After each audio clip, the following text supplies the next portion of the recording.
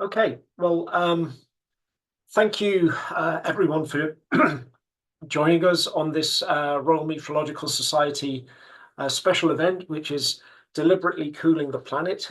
Could we, should we, and would we? Um, this we will have four panelists and four specific speakers who are all experts in this particular field. I'll give a short introduction first of all. And the panelists consist of, first of all, Simona Tilmes from NCAR, who will be presenting on stratospheric aerosol injection. Then we have Haruki Hirasawa from the University of Washington, who'll be presenting on marine cloud brightening.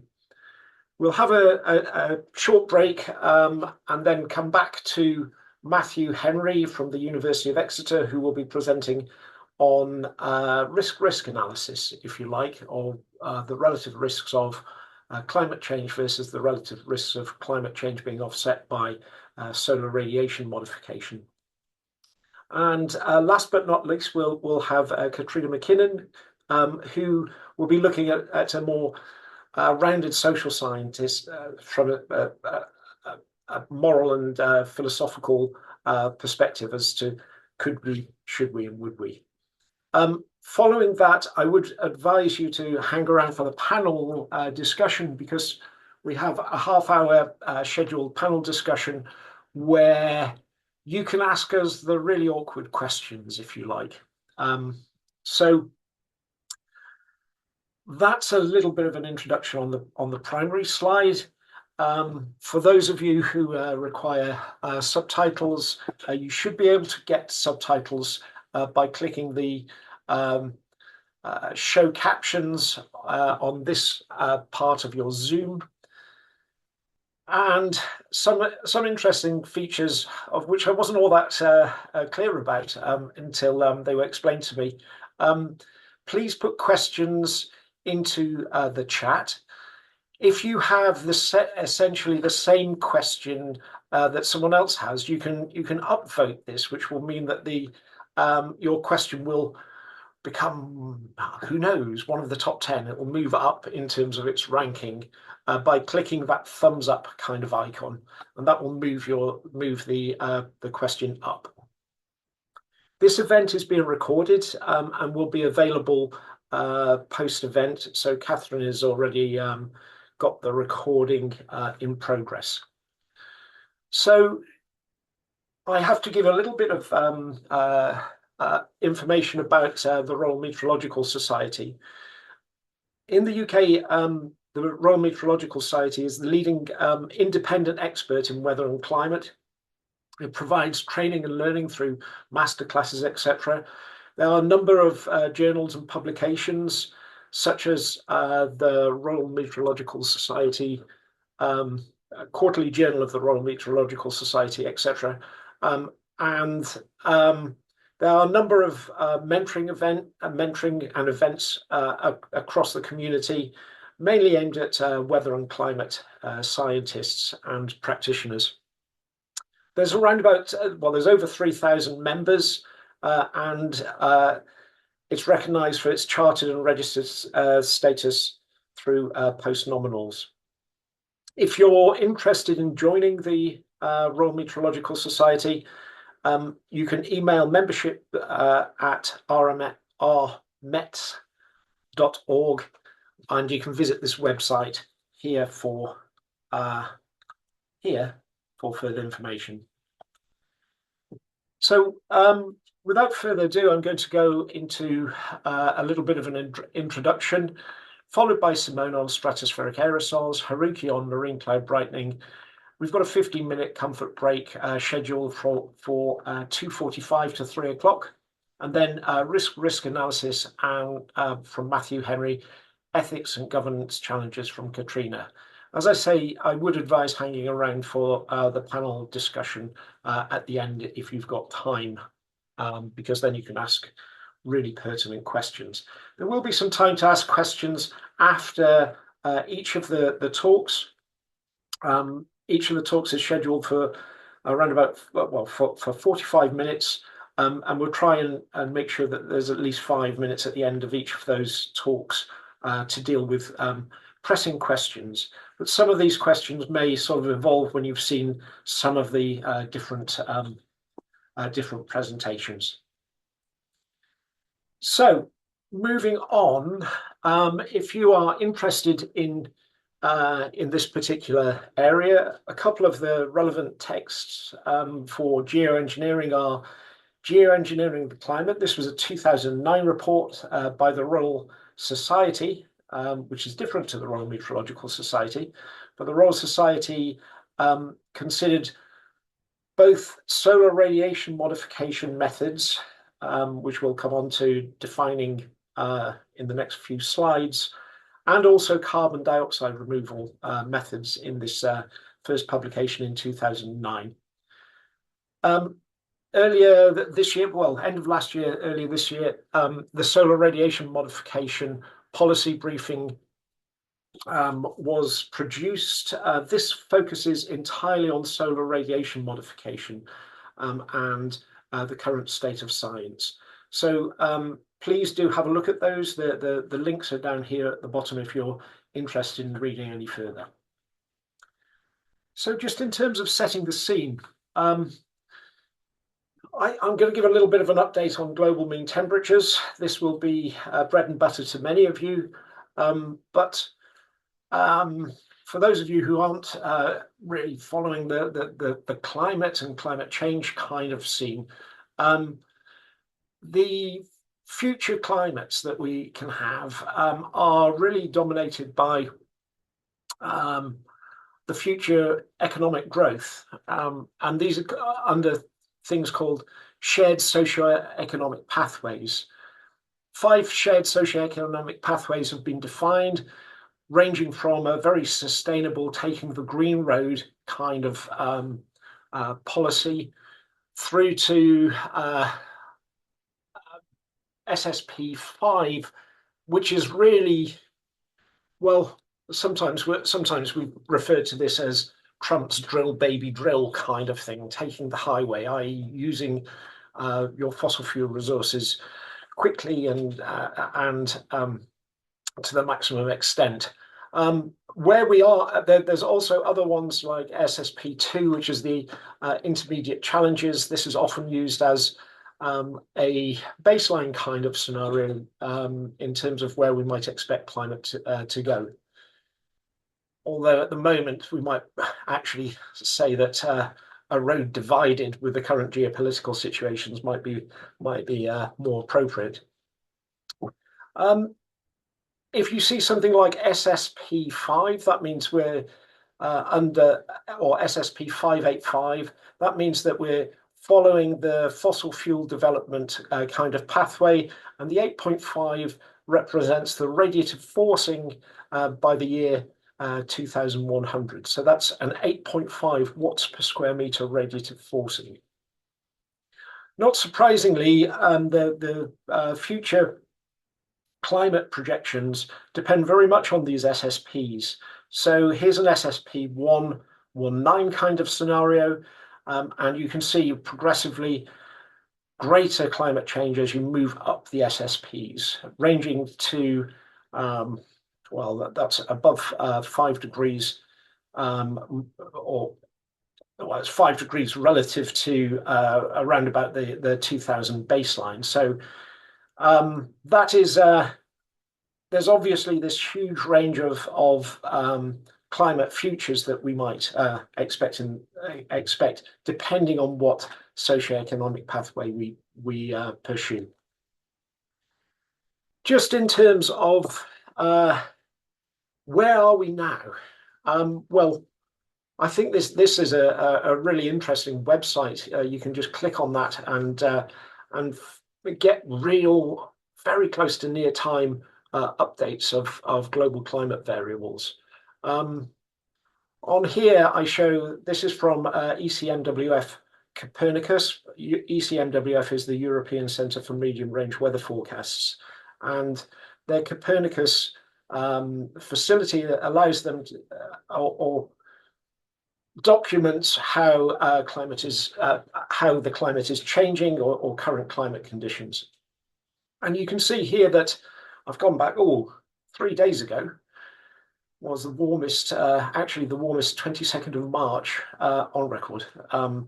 Here we've got 2024 in yellow, we've got 2025 in orange, and 2026 in dark red. And you can see that despite there being some competing impacts of things like El Nino, which was thought to have caused a large warming in 2020, sort of 2023 through to 2024, the climate has remained, or the global mean temperature has remained very high.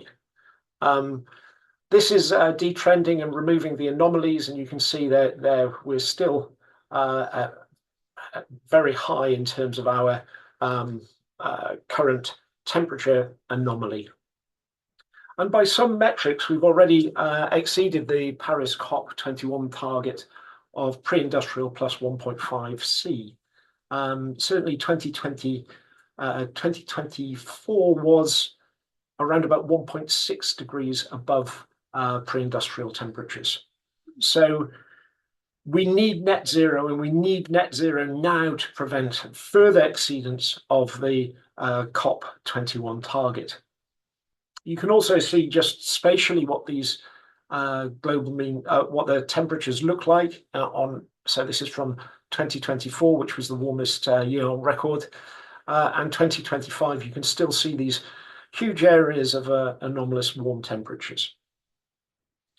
So what does future climate change look like? Well, here are 4 different scenarios. This is actually from HADGEM 2 ES simulations, so they're a little bit elderly, but they represent SSP 1, 2, 3, and 5.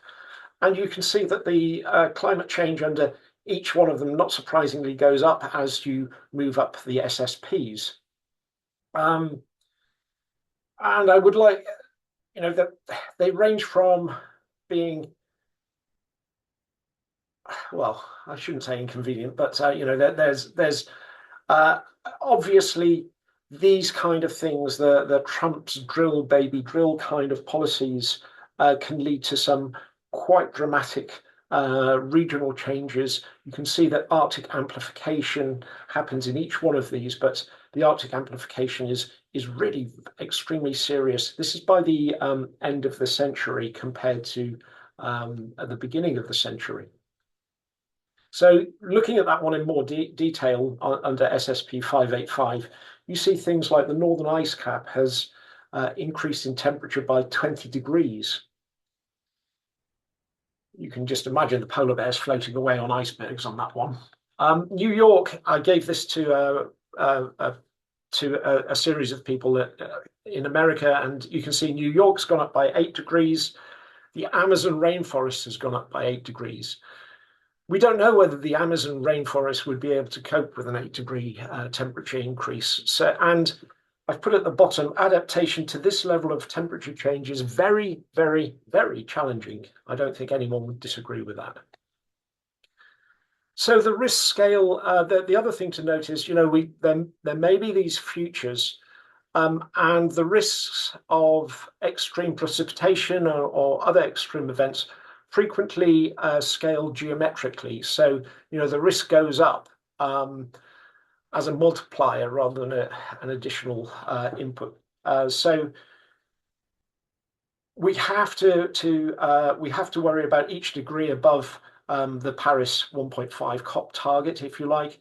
And here we show some future scenarios where you might have no mitigation, and aggressive net zero carbon measures that leads to an overshoot of a particular target, and also some methods that might assume aggressive net zero carbon measures, but also solar radiation modification to potentially peak shave the top off this overshoot. So I guess the scene is set for this sort of SRM kind of approach. the scene is set for something more radical. We're finding that our efforts in mitigation have been modestly successful, to say the best, to put a rosy picture on it, really. The IS-92A scenario, which was developed in 1990, was never wrong by more than 1.5 parts per million volume in terms of carbon dioxide concentration. So it's not as though we haven't known about this for a long time. So the scene's set for something more radical. And those radical things really divide into things that can either reduce the amount of carbon dioxide, like artificial trees, reforestation, biochar, etc., or reflecting sunlight back out to space.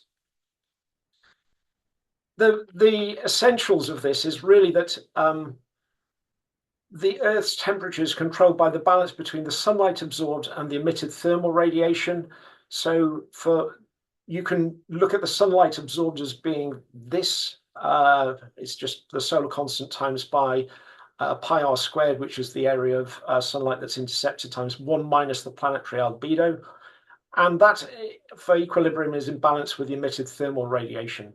So you can end up with a very simple equation where the temperature is proportional to the fourth root of the solar constant, 1 minus the planetary albedo over 4, the effective emissivity, and that's a Stefan Boltzmann constant. So what you can cool the Earth either by reducing S naught, increasing alpha P, or by increasing the planetary emissivity, or increasing the planetary emissivity.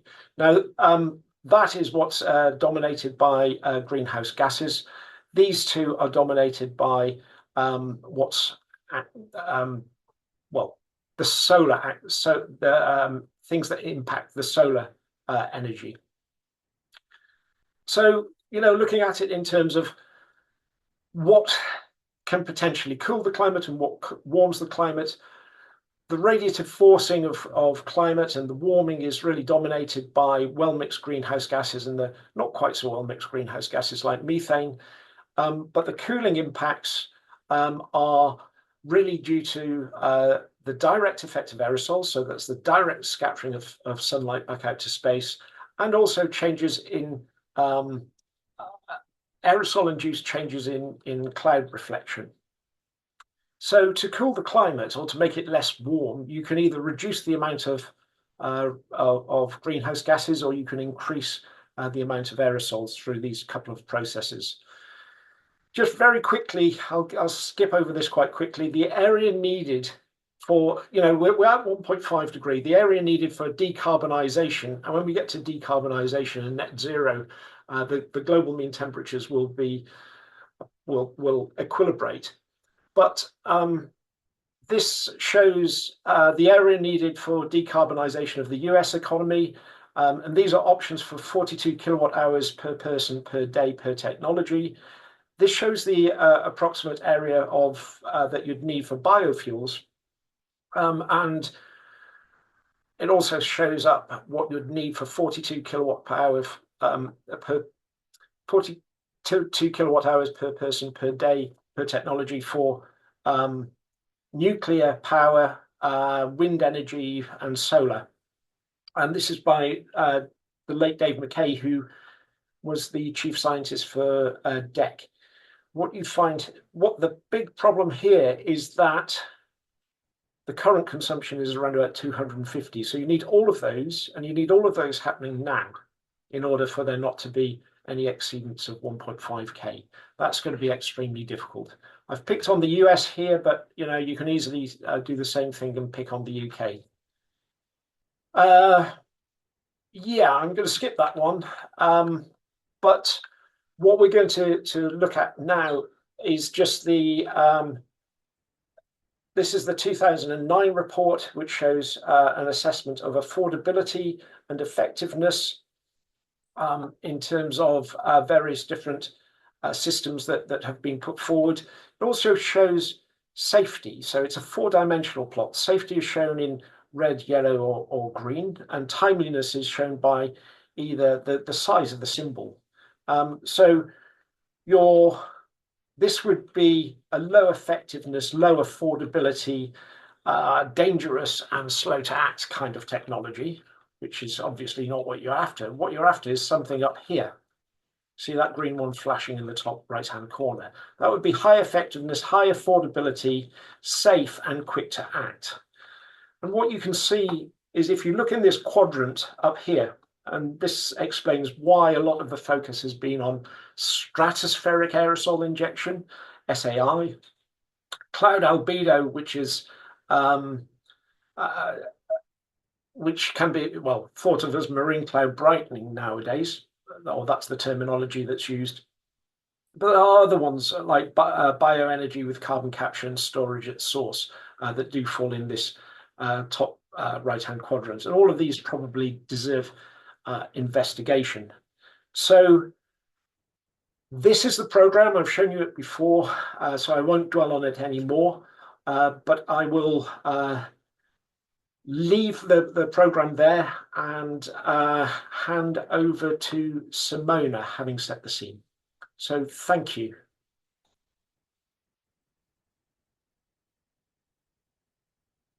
Good morning, everybody. Thank you, Jim, for the great introduction and setting the stage. I'm going to share my slides quickly here. I hope you can see it. Good. And you hear me well? Okay, I assume so. Yes, all okay. good. Good. Okay, yeah, so welcome, everybody. I'm speaking from Boulder, Colorado. I'm a scientist at the National Center for Atmospheric Research and want to acknowledge all my sponsors, NSF, NCA, and some other sponsors, NOAA Science and Quadrennial Climate Foundation. And so I'm going to talk about stratospheric aerosol intervention as one of the more prominent methods. And as Jim already introduced, this method may be one of the beneficial one because it can act quick and maybe cheap. But so the question is, what I want to address is how well can stratospheric aerosol injection, SAI, cool the planet? I'll do a quick analog, talking about volcanoes as analogs, and then modeling SAI, talking about the design of injection scenarios and strategies.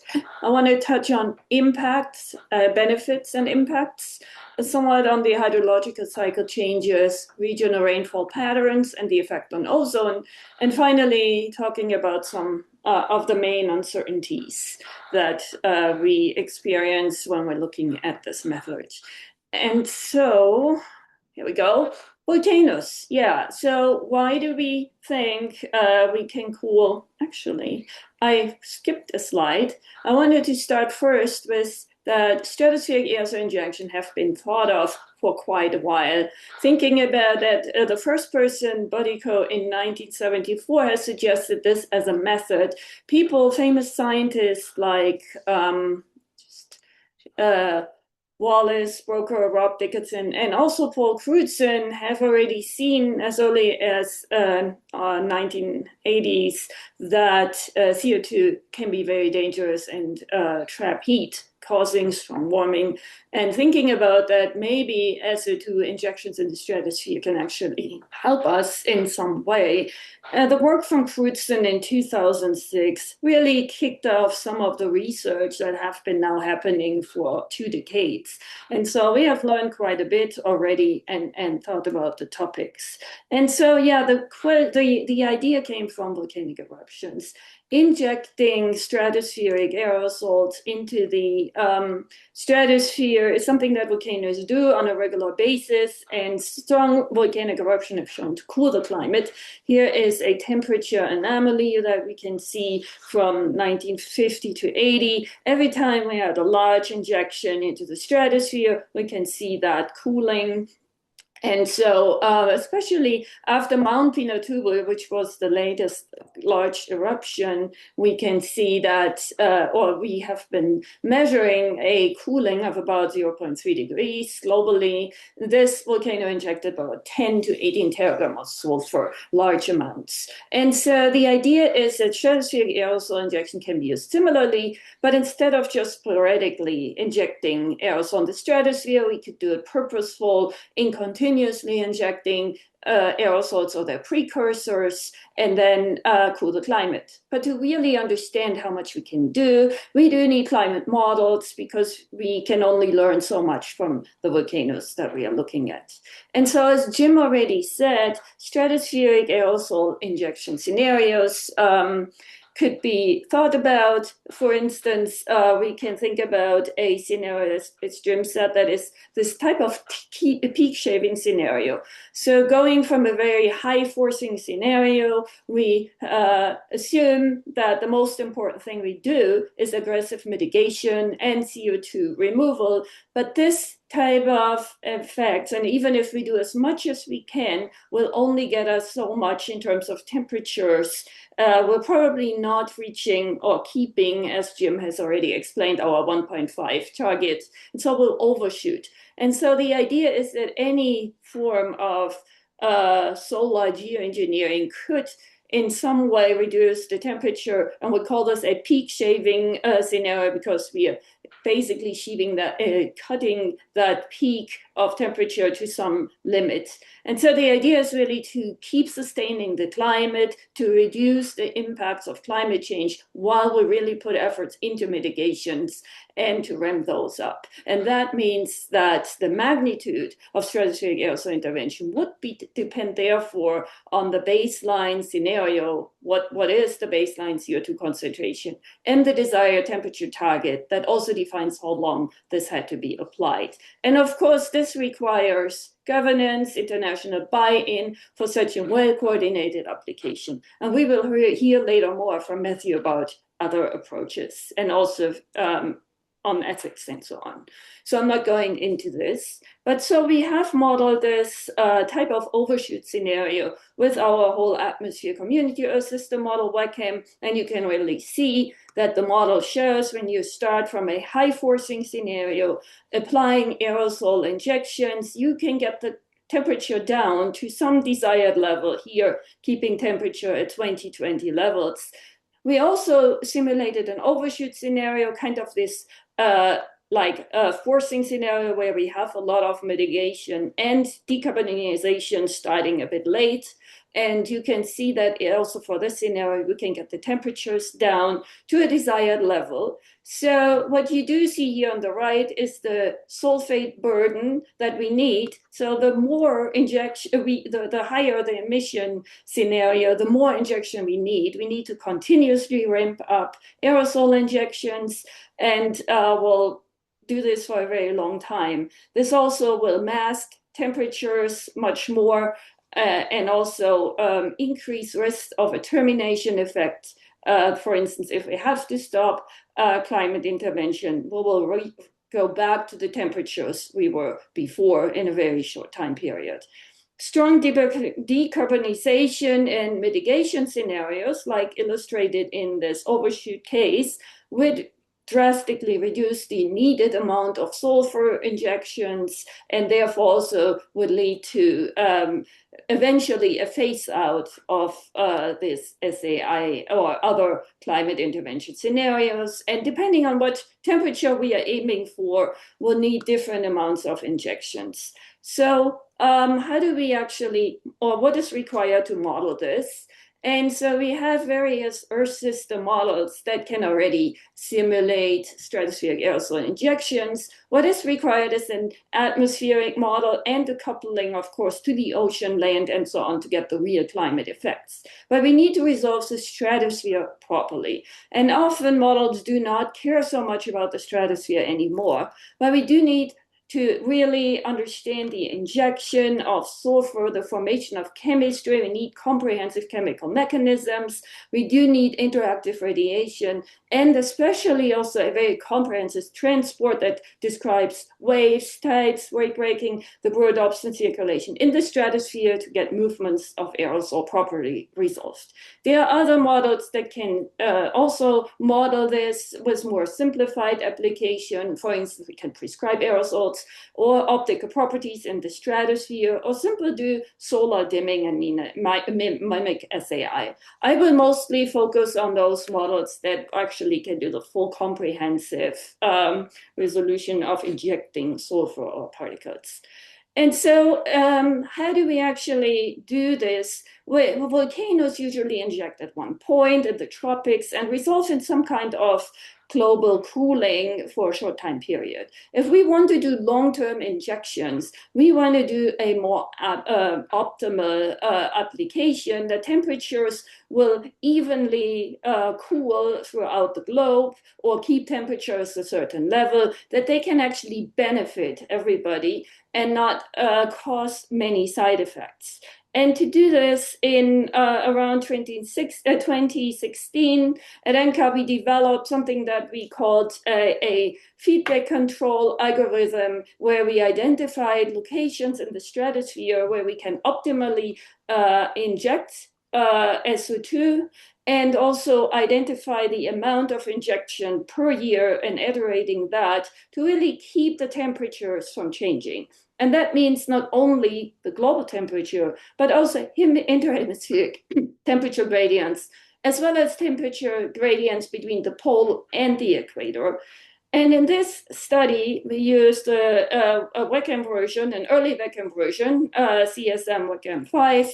And what you can see here, we used an 8.5, as Jim said, business as usual scenario, where we see that very strong warming, applying geoengineering. And here by the end of the century, we still keep temperature quite evenly from changing, although you already see some unevenness in the potential of cooling it back to the present day. And you can see that we nicely achieved those temperature targets, global mean temperature, interhemispheric temperature, and equator to pole temperature gradients. However, now doing this in newer versions of our model, doing it the UK model, GISS model, other models, this approach was implemented, and we see that it doesn't always have to work the same, and that injection locations may quite differ.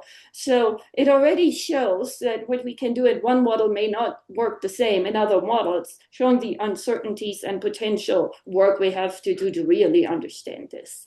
And this is coming back to strategies also on where do we inject and what does that mean for impacts. So as I said, we developed this 4-point injections that caused from the warming of a scenario, we get a quite even distribution of temperature. So the temperatures won't change too much compared to present day.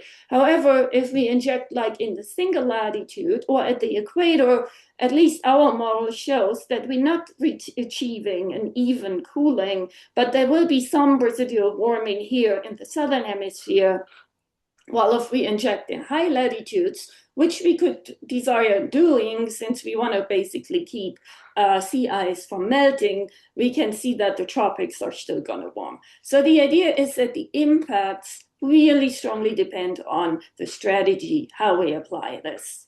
And another way of impacting the strategy or changing the strategy is not only using sulfur as an injection amount. Volcanic eruption have injected sulfur dioxide, and that causes one of the main side effects is that sulfur or stratospheric sulfate causes a heating in the tropical lower stratosphere because the aerosol is actually absorbing energy, not only reflecting.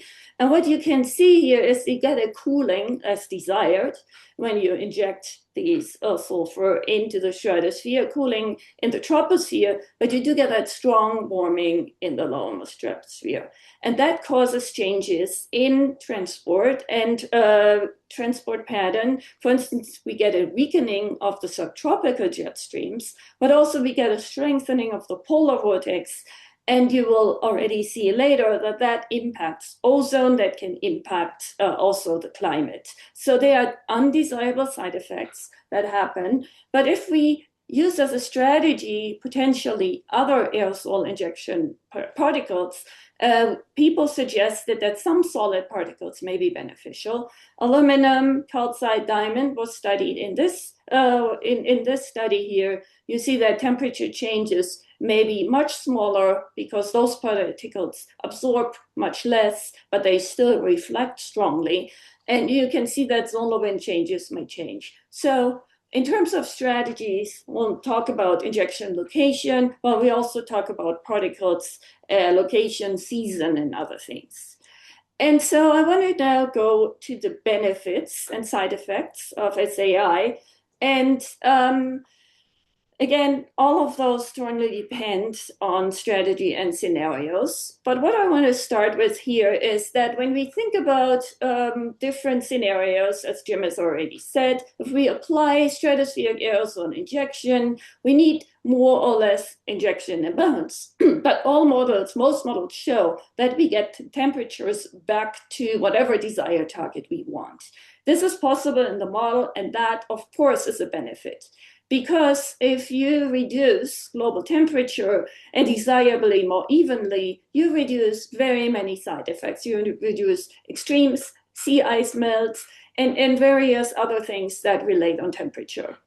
However, what we can also see if we look, for example, here at rainfall changes, precipitation, in the global warming scenario, we see a strong increase of rainfall. If we apply SAI, the stronger the application, the stronger the reduction in rainfall away from the target. So that means there's a risk. Rainfall, hydrological cycle may be reduced. And with that, I'm sorry, also other things playing into this. So there may be actually more droughts, and there may be other changes. In addition, there may be other impacts I'm going to talk about in the next few slides, which is the ozone layer after talking about rainfall changes. So again, impacts strongly depend on the scenario, and a strong forcing, a strong application will increase side effects. And so talking about modeling impacts, we need to understand what the impacts are, but just using one model is not enough. We'll use various climate models to really see what are the differences in impacts and side effects. So the Geoengineering Model Intercomparison Project designs various scenarios to look at future climate change and application of stratospheric aerosol injections. And here is an example of a simplified experiment where we inject in just two latitude location, 30 north, 30 south at the same amount. And aerosol optical depth is increasing, and therefore the cooling. But what I want to show here is not the cooling pattern that most models achieve, but also the precipitation changes. And even if we are injecting evenly in two hemispheres, we see that models and rainfall do not necessarily show an even change in rainfall, but there can be significant shifts in the intertropical convection zone of the rainfall, a major rainfall band in the tropics in some models doing certain strategies, while others perform quite well. This shows the risk that if we are injecting in a certain way, we can cause quite strong changes. Well, you will hear more about that in a later presentation by Matthew. Some other thing that we have seen is that if we apply very strong application of SAI, this is at the end of the century of a very strong business as usual scenario, applying a lot of SAI, we can see that for just the business as usual scenario, looking especially at the Indian summer monsoon here, we see a strong increase in rainfall, which is a big impact causing flooding and devastating potentially impacts of climate change. Applying SAI can cause a actual contrary approach, a drying. That could be also a problem. So we really need to understand what is happening. This is happening in one model. Another model may show actually the opposite result. So in a study that we have done with an Indian colleague, we can see that there are many processes at play that can actually result in those regional changes, which we need to understand, like the lower stratospheric warming, as I said before, changes in waves. Basically, the upward control of the heating of the aerosols can cause regional rainfall changes, but also from the bottom-up changes like feedbacks from convection on convection in clouds, but also to some degree changes in dust play an important role. Another impact is the effects on stratospheric ozone. And so ozone is very important for us because ozone protects us from dangerous UV radiation. And there's actually a 4-year reoccurring report, the WMO ozone assessment, that happens to really assess the health of the ozone layer. And in 2022, Jim and I actually were chapter leads of the first section of stratospheric aerosol or effects of solar geoengineering on the ozone layer. And we have actually looked in a lot of detail at what is happening when you inject aerosol right into the ozone layer. Because if we are changing the ozone layer, we will change UV effects that go to the surface that can directly change, for instance, increase skin cancer, cataract, and have a lot of impacts on society and also on the biodiversity, tropospheric chemistry, and other things. So this is a very comprehensive and busy slide I'll walk you through. But so what we looked at was, for example, here a scenario that is a high forcing scenario, as I showed in the beginning. We increase sulfur aerosol into stratosphere, which increases surface area densities of aerosols and therefore heterogeneous chemical reactions. And what you see on this plot in the middle is how heterogeneous chemistry changes ozone. On the one hand, we have places where ozone is reduced because we increase heterogeneous chemistry in high polar regions through chlorine and bromine substances. But there's also places where ozone is increased because of changes in the nitrogen cycle that increase ozone with increasing surface area density. And then there's other places where we do have a mix between increase and decrease, like in the upper stratosphere.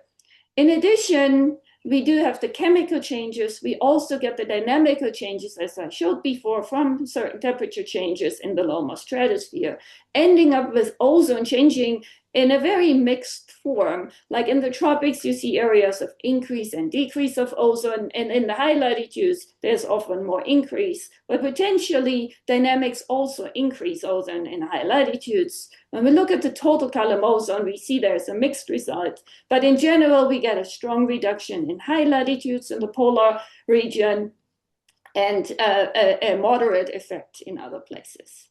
And so what we did looked at these two scenarios that I pointed out before, a peak shaving scenario and a strong SAI scenario. What you look at here is October solar polar ozone changes. And here on the left, this is historical a simulation and also data points where we see a strong decline of the polar ozone in the southern hemisphere in October. This is the ozone hole, which occurs still every year. We have a strong drop between 1970 to 2000 because of the increasing CFCs, and then a leveling off because we have basically a saturation of the ozone hole. And while in the future we hope that CFCs, we have phased out many of the chlorine and bromine substances, so we are expecting a recovery of the ozone layer in October. And what we also see is a strong decline right after Mount Pinatubo, especially in these models, showing that aerosols also have accelerated some of the reductions. Looking now at climate intervention or SAI applications, here's the peak shaving scenario, and here's the strong SAI scenario. Starting this, and this was done in 2020, you see a strong drop always of ozone due to these very strong chlorine reactions that are increased with stratospheric aerosol injections. You see here the difference between the background and the geoengineering scenarios. strong drop. And then depending on what scenario we're using, we're getting back to what we would see from the background or keep on having a difference between or a strong impact. So in any case, the ozone hole recovery will be delayed with SAI, but we don't see really that strong of an impact that is stronger than what we have already seen. However, models strongly change and differ, and I show in my more slides in the end what's going to happen. But it also depends on the injection scenario. Again, ozone can be very different, the effect of SAI, depending on where we inject. There have been some papers that really point this out. And so I want to quickly talk about food availability. And Jim, I would like to know how much time I have. I guess 10 more minutes or 5, I don't know. Yes, you have around 10 more minutes of talking. Okay, thank you.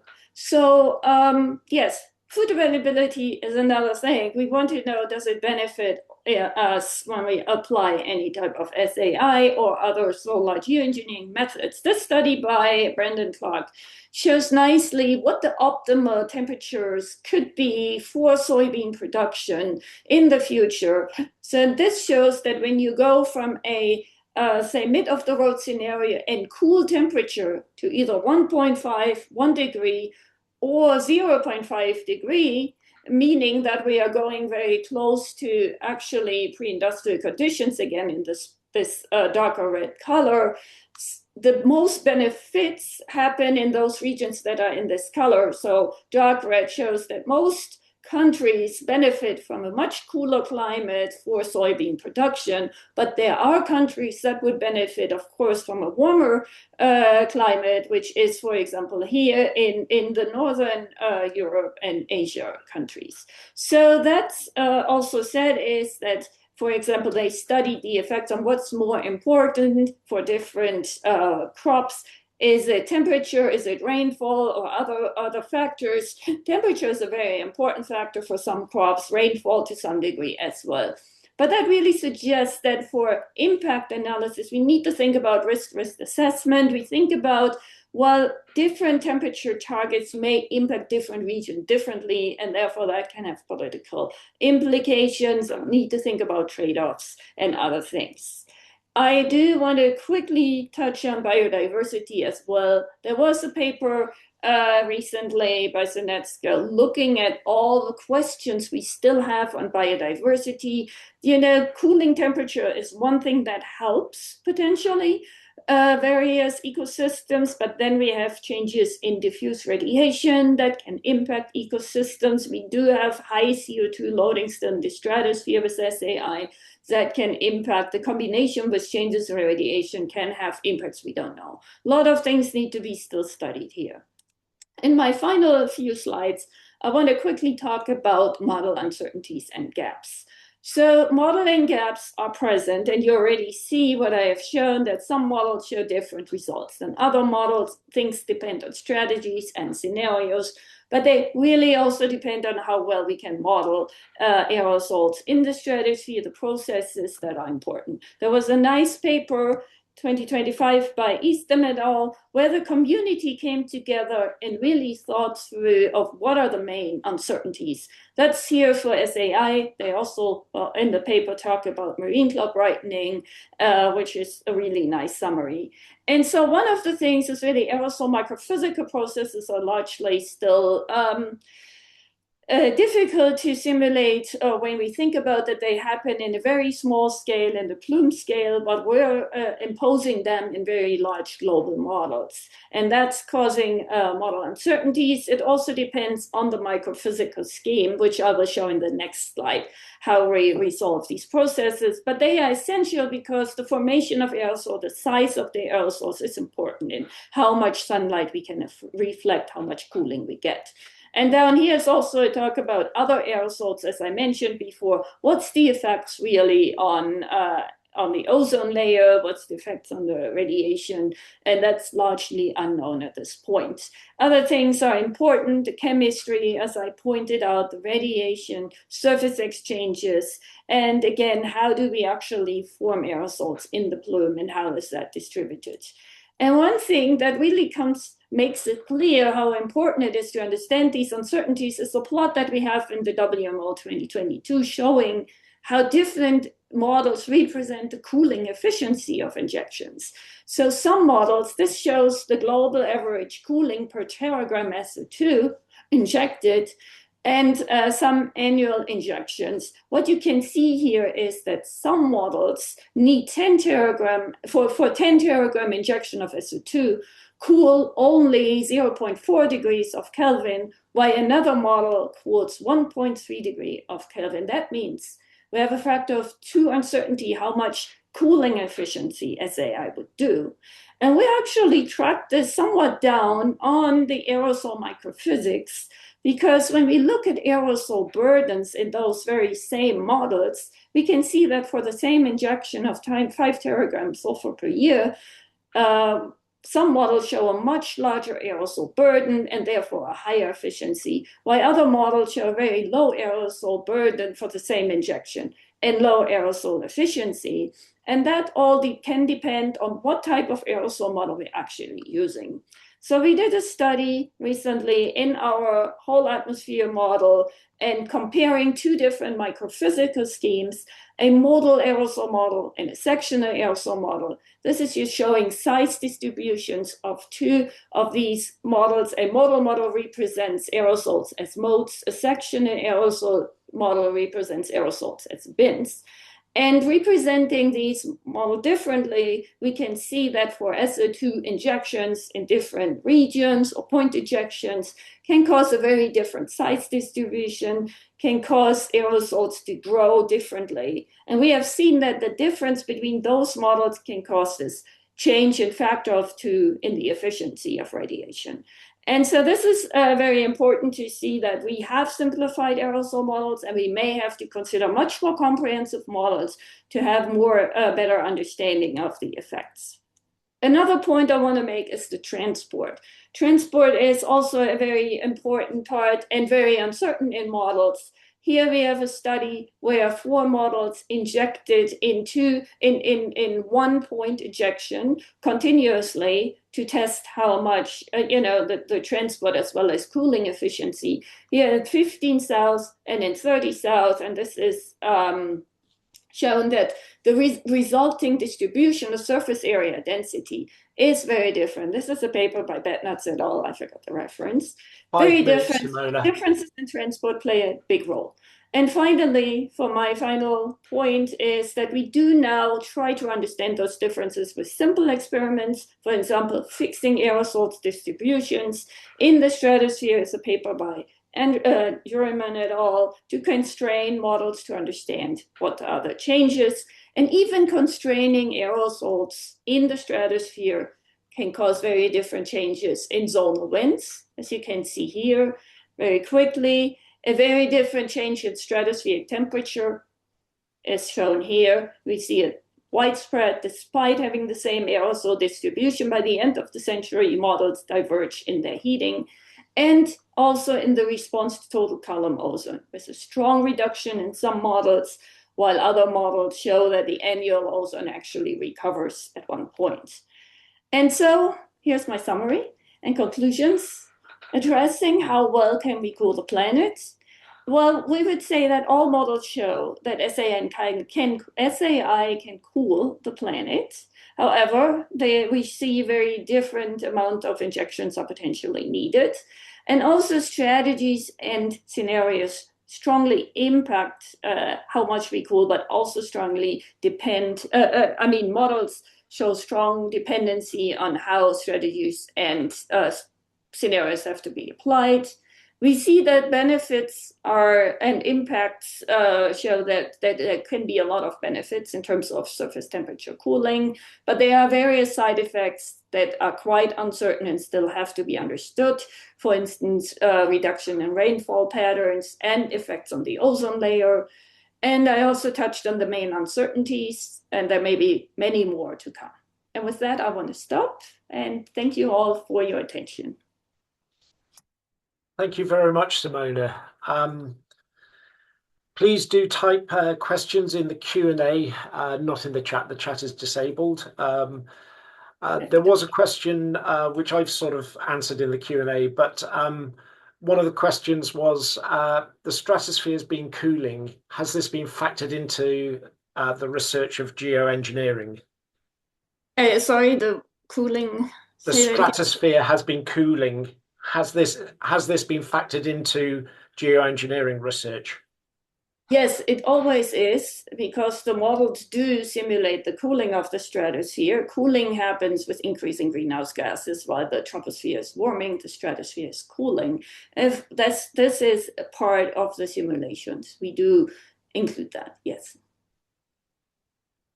Okay, and whilst questions are coming in, Simona, you mentioned particles other than sulfur, well, sulfur dioxide as an emission. So diamond, silicates, titanium dioxide, etc. What do you think the main drawbacks of these kind of things are? Right. I think I wasn't pointing it out strong enough. There's a huge uncertainty in our understanding of those particles at this moment. What we don't know yet is really how those particles behave in the stratosphere. We do assume that, I mean, we want to know if they change the ozone layer, the same as sulfate or different. And we need to really understand it before we can actually consider those particles. There needs to be much more lab studies. That's the one problem, the major concern right now. We don't really understand them. No volcano injects these particles, and therefore we have no observational proof that they could be beneficial. We only have the models with assumptions. I think that's the main drawback. The other thing is, yeah, so the uncertainties coming with that are, could it impact the clouds? Could it impact the climate? And what's the health benefits or disadvantages for some of those particles? Thanks, Simona. Yeah, I agree. Sort of the lack of observational support is a real tricky one for other particles. There was Yes. another question here in the chat. I'm going to paraphrase it. Can the approaches be driven by a more nuanced target than just global mean temperatures, allowing more granularity so that per country impacts can be assessed? The strategies were developed for temperature targets because that was something that is possible, as we have shown. Now, other people have already looked into, like, can we control rainfall patterns? Can we even control potentially crops or other things? It's very difficult. Or can we control more than one thing, just temperature, maybe sea ice at the same time as rainfall? It is difficult to control for many things because some things need aerosol injection in some areas that will then counter other effects. So really playing with a stratosphere distribution of aerosol and then targeting regional effects, it's quite difficult. I think that's why there hasn't been done so much on this effect. Because of the competing processes. I would say temperature is still the main measure to look at because temperature is often a good one to look at impacts and extremes, but adding the interhemispheric temperature gradient also addresses rainfall changes like the shifts in the IDCC. So that's one thing. And as I said before, if we understand what is, for example, causing regional changes, like changes in the monsoonal rainfall, if we understand that it's mostly caused by the heating in the stratosphere, we may know that maybe we need a particle that doesn't heat as much in the stratosphere. So the understanding through those, we can learn more about processes on temperature. If we reach temperature targets, we can learn is what other things do we need to do. I think that's the step approach that we can do to improve our strategies. Okay, and another question in the question and answers is, did you investigate termination shock, i.e., what happens in your model when intervention stops? Yeah, this has been investigated already right in the beginning when the first geoengineering model intercomparison scenarios were designed. And even we did it with solar dimming. When you have a strong masking of the temperature through stratospheric aerosol injection or other dimming methods, and you stop immediately, what happens is that the temperature will rush back to the masked temperature to the original levels. And it takes about 10 years to go back to this original level because the ocean has to respond slowly. But also people looked at other things like changes in biodiversity. What is happening when we have this really strong change in temperature? That can be quite devastating because plants and other ecosystems cannot adapt as quickly to this change. So people have looked at this and people want to look at it more as how, the risk of determination could be much more devastating than continuing climate change, obviously, unless we are able to prevent that from happening. And that can be prevented from not cooling very much to keep SAI cooling to a smaller level. So that would reduce the termination shock. Okay, thanks, That's as Simone. far as we So, are. yeah, Yeah. so ecological impacts depend on the rate of change of temperature as Yes. well as the absolute or the rate of change of variables, could be precipitation, etc. Um, I think we'll take one final question, and the others can obviously wait for the panel discussion if possible. But Nadine Unger asked, are there any reliable observational constraints on SAI impacts on ozone? Well, one thing is the volcanic eruptions. Mount Pinatubo is one that we can obviously observe, and you can see how ozone has been impacted. And actually, also smaller volcanic eruptions show effects on ozone and other changes in the chemistry. So yeah, we can look at volcanoes and learn a lot from what happened to the ozone layer. Okay. Well, thank you, Simona. I think we're just about only 5 minutes behind schedule, and that's due to me talking too long at the beginning. So thank you very much for your for the talk. It was very interesting.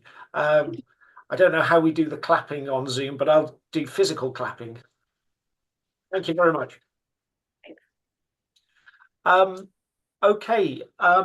We will now move on. Haruki is our next speaker. Haruki will be talking about marine cloud brightening. So without further ado, Haruki, if you would like to start sharing your slides. Sure, yeah. Can you see my slides now? Yeah, I can see those. Okay, So great. you've got 45 minutes from now. If you can allow at least sort of 5 minutes for questions at the end. Sure, Thanks. yeah, Over to you, I Haruki. great. All right, yeah. So hello everyone. My name is Haruki Hirasawa. I'm a postdoctoral scholar at the University of Washington, where I work in the Marine Cloud Brightening project there, mainly doing global climate modeling. And I'm actually joining you today from Japan, where we just held the Geoengineering Model Intercomparison Project meeting last week. So yeah, just to get into it. So yeah, marine cloud brightening, it's sort of the little brother to SAI in a lot of ways, but it's been seeing some more increased attention, especially in recent years. And so the idea behind marine cloud brightening is that we want to, rather than targeting increasing the atmospheric albedo up in the stratosphere, we're really looking lower to the surface in the lower troposphere, trying to target specific types of clouds and other conditions in order to increase the albedo there instead. And so fundamentally, like the one sentence summary of MCB is that the idea is to cool the climate by emitting sea salt aerosol into ocean regions. And so this works, the idea is that this leverages aerosol cloud interactions to achieve higher efficiency cooling than would otherwise be possible by just spraying aerosol into the atmosphere. Um, and so we believe that spraying sea salt aerosol into clouds will increase, cause cooling because sea salt aerosol are hygroscopic, which means they can become cloud droplets. They are soluble in water. And so because of that, because they act as cloud condensation nuclei, when you introduce them into clouds, assuming that the amount of liquid in a given cloud stays the same, the average size of each cloud droplet decreases. And so smaller droplets on average reflect sunlight more effectively. And so this increase in reflection by the individual droplets means that on the whole, clouds will reflect more sunlight uh, uh, that's coming in from space and therefore cool the surface. In addition to this sort of baseline or fundamental cloud brightening effect, we call the Toomey effect, there are other knock-on cloud responses to these increases in cloud droplet number. And so this is refers to a pretty wide array of different processes that we call cloud adjustments. And so these can either enhance or offset the original Toomey effect brightening by, for example, reducing the rate at which precipitation is formed from these particles. So smaller droplets tend to hit coalesce less efficiently, and this tends to reduce precipitation. And so that will actually enhance the brightening effect of sea salt aerosol. You might also increase the amount of evaporation from particles, which will tend to on the other hand, thin out the clouds and offset some of the MCB brightening that you're expecting. And so overall, what MCB aims to do is reproduce an observed phenomenon similar to SAI. In the case of SAI, you're looking at volcanic eruptions, that reach this stratosphere. In the case of MCB, sort of the one of the key observations that motivates the idea is are ship tracks, and so these are um, you know, in certain cloud conditions, you will find that there are bright streaks of clouds that follow um, shipping, like large cargo container ships that emit large amounts of sulfur dioxide, which form sulfate aerosols and serve as cloud condensation nuclei. So this is a satellite image off the coast off the west coast of the U.S. where you can see these ship tracks crisscrossing this low cloud deck.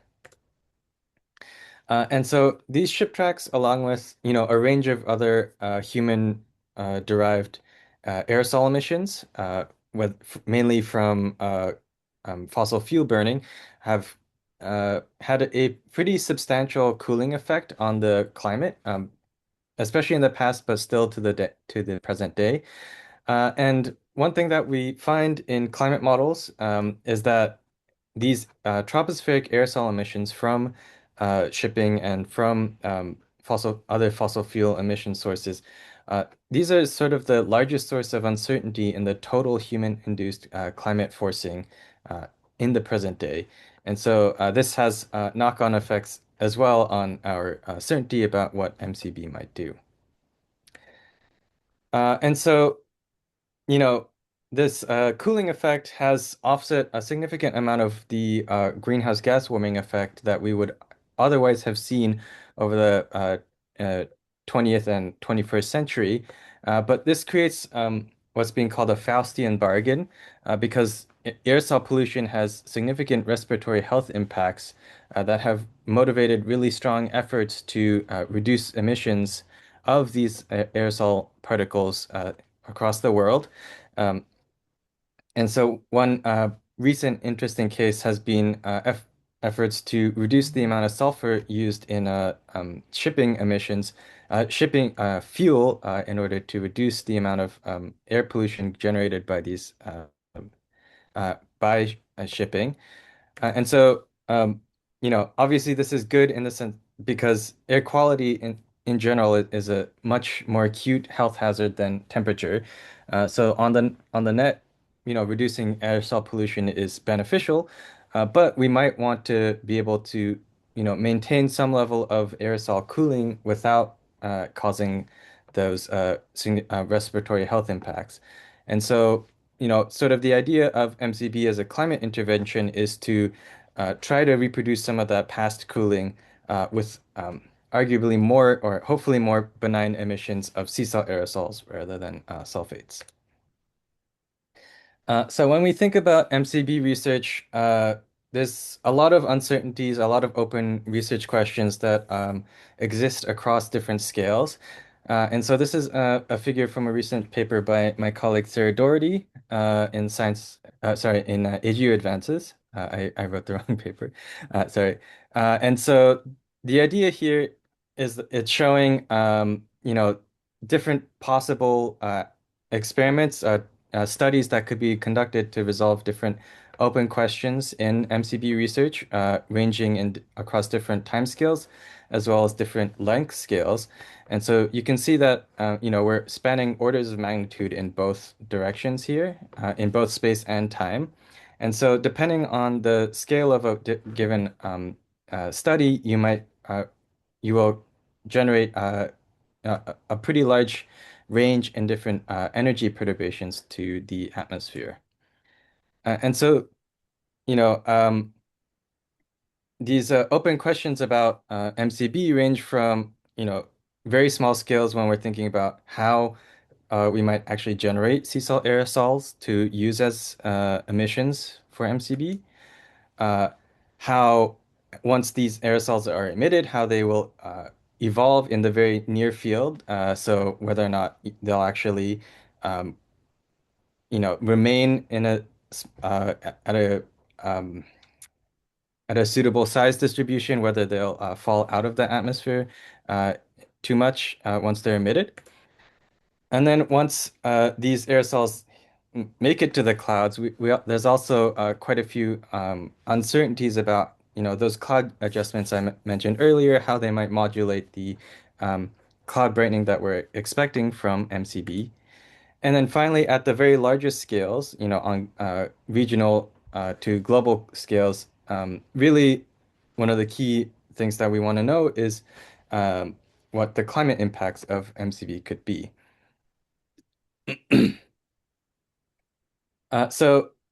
Yeah, I sort of want to go through each of these and discuss a little bit of why they're important. And so, in terms of the sea salt aerosol spray generation question, this is important because, well, we really don't have MCB without first having the sea salt aerosol. And so, determining how we can generate these sea salt aerosol is, uh, plays a big role in determining how cost effective, how feasible as a technology these MCV could be. And so there's active research ongoing in a couple of different groups around the world.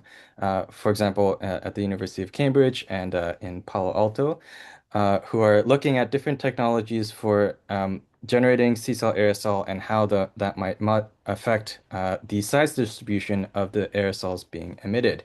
And so this aerosol size distribution is actually really quite important because, for a given radius of aerosol, the mass of that aerosol, it scales as the volume, so the radius cubed. But the uh, brightening efficacy actually mainly scales as the number of particles. So it's weakly dependent on the radius. It does have some dependency, but much less than the mass. While in the case of marine sky brightening, which is sort of a kind of a cousin to marine cloud brightening, where you'd instead of targeting cloud albedo, you'd be targeting the clear sky albedo. That scattering roughly scales with the square of the radius. And so that means that, um, because the energy intensiveness and I guess, ultimately the cost of marine cloud brightening mainly depends on to first order, depends on the mass of sea salt that's being emitted. These kinds of questions about how precisely you can set the aerosol emission size distribution has a large influence on the potential efficacy of MCB as an actual real world technology. Another kind of interesting point is that the width of the distribution is also pretty crucial. And this is because the larger particles disproportionately affect emission mass.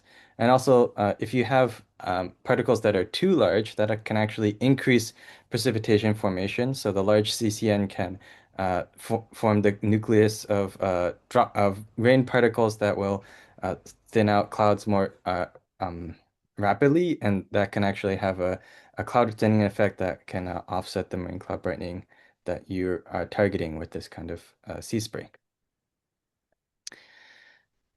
So yeah, once you've generated the aerosol, it has its initial life in the atmosphere, and so there's been some early tests in the U.S. and in Australia where they've taken some of these spray systems out into the world and seen, how once you release these aerosols into the atmosphere, whether or not they will be able to, make it to the cloud layer, make it up to the cloud layer, whether there will be a significant amount of deposition and sedimentation out of these aerosols out of the plume, and whether or not there's, microphysical effects like evaporative cooling that might prevent a plume from reaching the cloud base. And so over time, I think one these sort of questions will require an increasing scale of both modeling as well as outdoor study efforts in order to test and improve representations of things like plume vertical mixing, the activation of aerosols particles into cloud droplets, as well as what kind of size distribution actually of the CSOL aerosol actually makes it to the cloud base when they start interacting with the clouds. And then once these aerosols hit the clouds and start interacting with them, we have a lot of complex dynamics within the clouds that affect how they respond to these particles. And so a lot of these can be explicitly modeled in what are in cloud resolving models. So these are models where a lot of the very small scale dynamics can be explicitly modeled. And so large eddy simulations are a common example of this.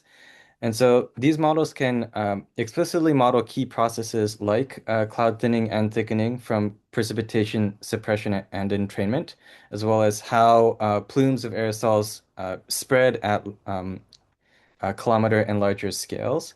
And so these processes further modulate the effectiveness of MCB. And so using large eddy simulations, we can address questions like what cloud conditions can be brightened without significant thinning of the clouds, whether or not CSOL aerosol can reach the cloud layer, and when, as in like not just like what, yeah, when in terms of what season as well as what time of day, and where geographically, but also within a cloud layer should the aerosol be injected. And so these have further influences on how effective MCB could be. And then finally, all of these, the information from, all of these smaller scale processes end up feeding up towards climate models, which are sort of our principal tool for estimating the potential impacts of marine cloud brightening. And, because, once you get to a perturbation, an MCB perturbation of a scale that actually has a detectable impact on the climate, you're really doing a deployment of MCB. You're no longer in the stage of doing any scientific study. Really, improving climate models is one of the key steps towards ensuring that we can, adequately anticipate, adequately project the potential impacts of MCB. And so by taking information from um, smaller scale studies, smaller scale modeling, as well as smaller scale outdoor studies, we can improve what are called parameterizations in these climate models. And so parameterizations are empirically and theoretically derived relations that are used in climate models to represent processes that happen at scales that are smaller than a climate model grid box, which is typically 100 kilometers. And so, most of the plume processes, cloud adjustments, individual clouds, for example, all of these processes will be happening at below those scales and so have to be parameterized. And so improving these parameterizations is one of the key parts of ensuring that we can credibly model marine cloud brightening.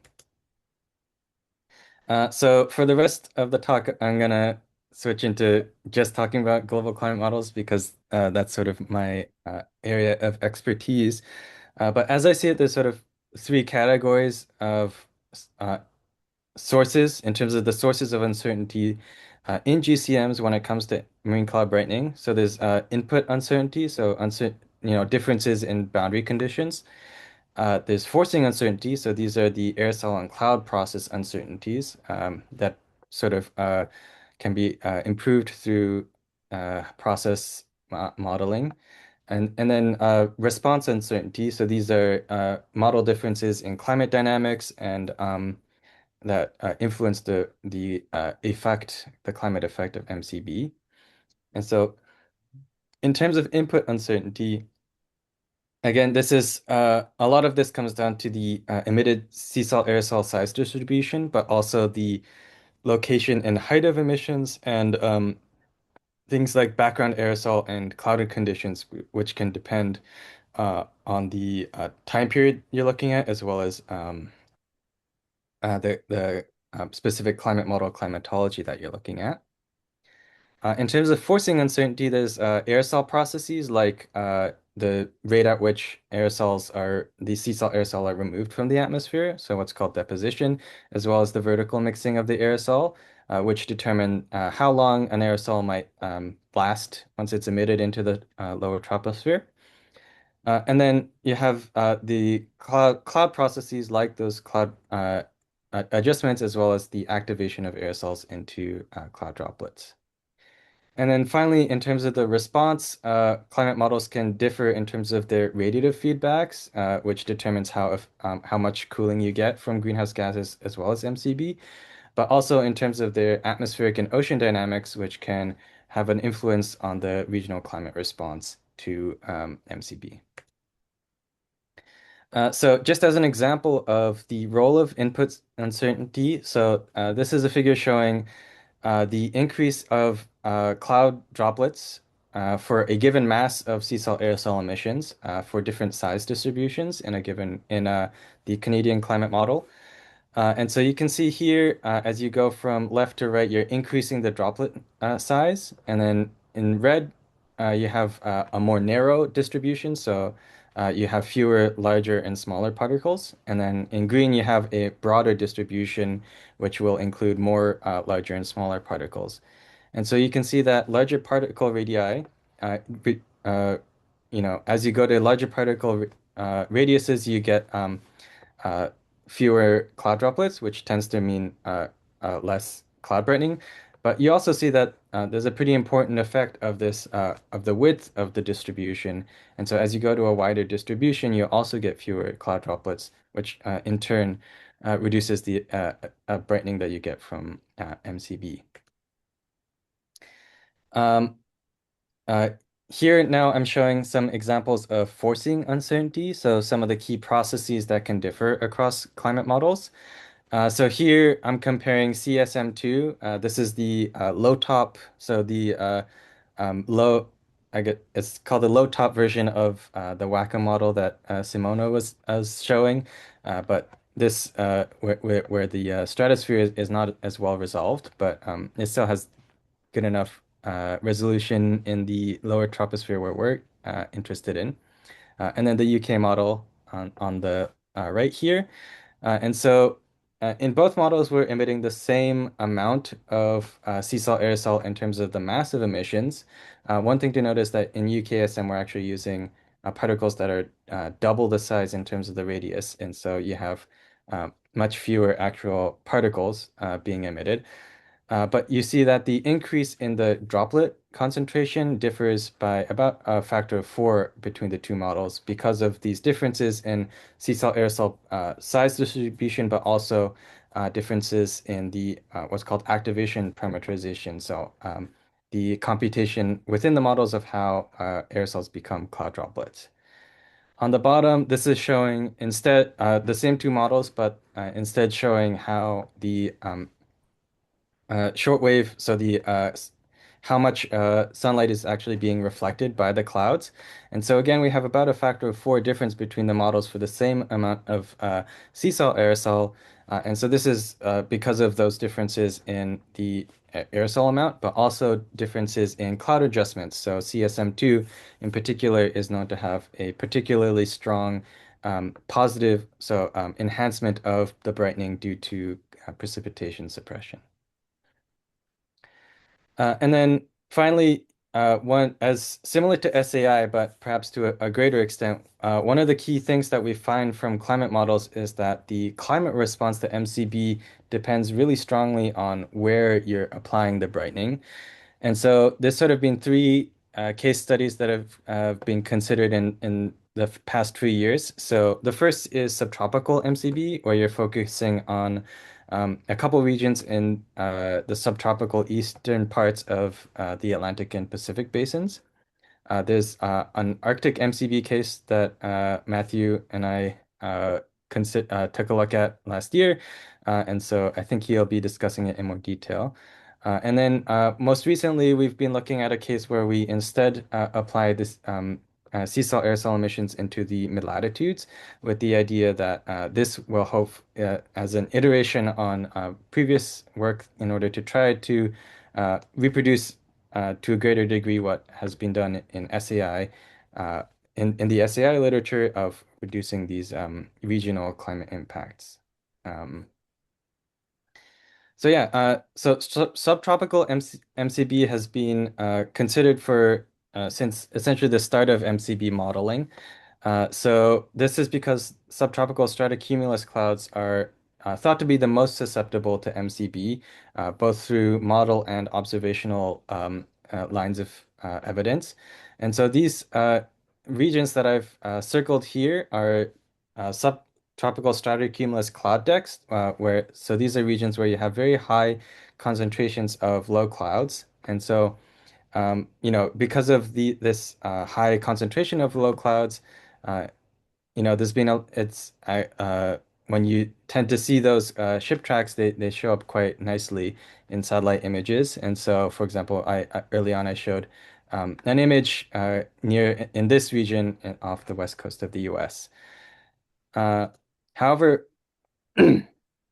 over the course of multiple generations of global climate models, we've sort of seen across different climate models a fairly robust signal that when we put aerosols into these subtropical stratocumulus regions, specifically in the East Pacific, you tend to generate a La Nina-like cooling. So this is cooling where we have a very strong tropical Pacific signal, and then which tends to drive uh, large-scale circulation changes that, for example, cause large shifts in precipitation. And so on the bottom here, I'm showing a precipitation anomaly map where brown is decreasing precipitation and green is increasing precipitation. And so you have these dramatic decreases in the tropical Pacific that and shifts this shifting precipitation on into regions like the over Australia and South Asia, as well as decreases in precipitation over the Amazon. In addition, you also see that while overall in the global mean, there's a pretty notable cooling of thanks to this subtropical MCB. You actually see regional warming in some cases. For example, off the coast of Japan here in the Kuroshio region, because of shifting atmospheric and ocean circulation. The Arctic MCB case is quite interesting because I think it's not really obvious that you would be able to get a lot of a significant cooling from MCB in the Arctic because it's so at such a high latitude. You know, the sunlight is much weaker there, but we do see in three ESMs sort of the same that that we've used for a lot of these studies, but you know, they show that in all across all of three of these global climate models, we do see substantial cooling over the Arctic when we spray this or when we add sea salt aerosol into into the Arctic region. However, there is a large difference in the amount of sea salt aerosol required to maintain the target. And then more recently, the GeoMIP community has been starting to consider instead moving emissions from the subtropics up to higher latitudes, specifically these mid-latitude regions, which I've circled here. So in the Atlantic and Pacific, North Pacific, and then throughout the Southern Ocean. And so these regions, you know, you can see that there are a significant amount of stratocumulus clouds, but you know, it's less, the concentrations are lower overall in these regions, but you do see extensive low clouds over a large area of these mid-latitudes. And so, you know, recent global climate model simulations suggest that these low clouds can be efficiently brightened. And there are some observations of recent cloud droplet number concentration trends, as well as volcanic eruptions where the sulfur dioxide is mainly emitted into the troposphere that also indicate that these mid-latitude clouds could be potentially brightened. And so recently we've been looking at a scenario similar to what Simona described for SEI, where we're looking at this SSP 245 scenario as sort of our base case, which is at least in the SSP case, it's considered middle of the road. And we start MCB in 2035, and we try to see how much MCB is required to maintain temperatures at 1.5 C above pre-industrial. And so in this case, we're looking at five mid-latitude regions, which are highlighted in red here. And we are distributing the emissions in order to ensure that there's equal emissions in each hemisphere, with the idea of balancing perturbations between the hemispheres, which tends to reduce the amount of tropical precipitation shift. So we looked at this in four different climate models, and one, I think, important result of this is that we find that the amount of sea salt required to maintain the temperature target we have in mind varies by almost two orders of magnitude across the climate models. So in one model, CSM2 here in purple, we only need about 5 megatons of sea salt aerosol per year in order to maintain that 1.5 C target. In another model, in Mirac ES2H, which is one of the Japanese models, you see that we need almost 200 teragrams per year or megatons per year in order to maintain that same temperature target. And so this is reflecting differences in both the emitted sea salt aerosol size distribution as well as uncertainties in the aerosol microphysics. But you know, ultimately, what these models find is that it is possible to cool the climate from, you know, 21st century warming down to 1.5 C across all four of the climate models. And when we compare the future conditions in sort of the mid 21st century to present day, we do see that compared at least to the subtropical MCB case, this mid-latitude MCB case is more successful at maintaining present day climate.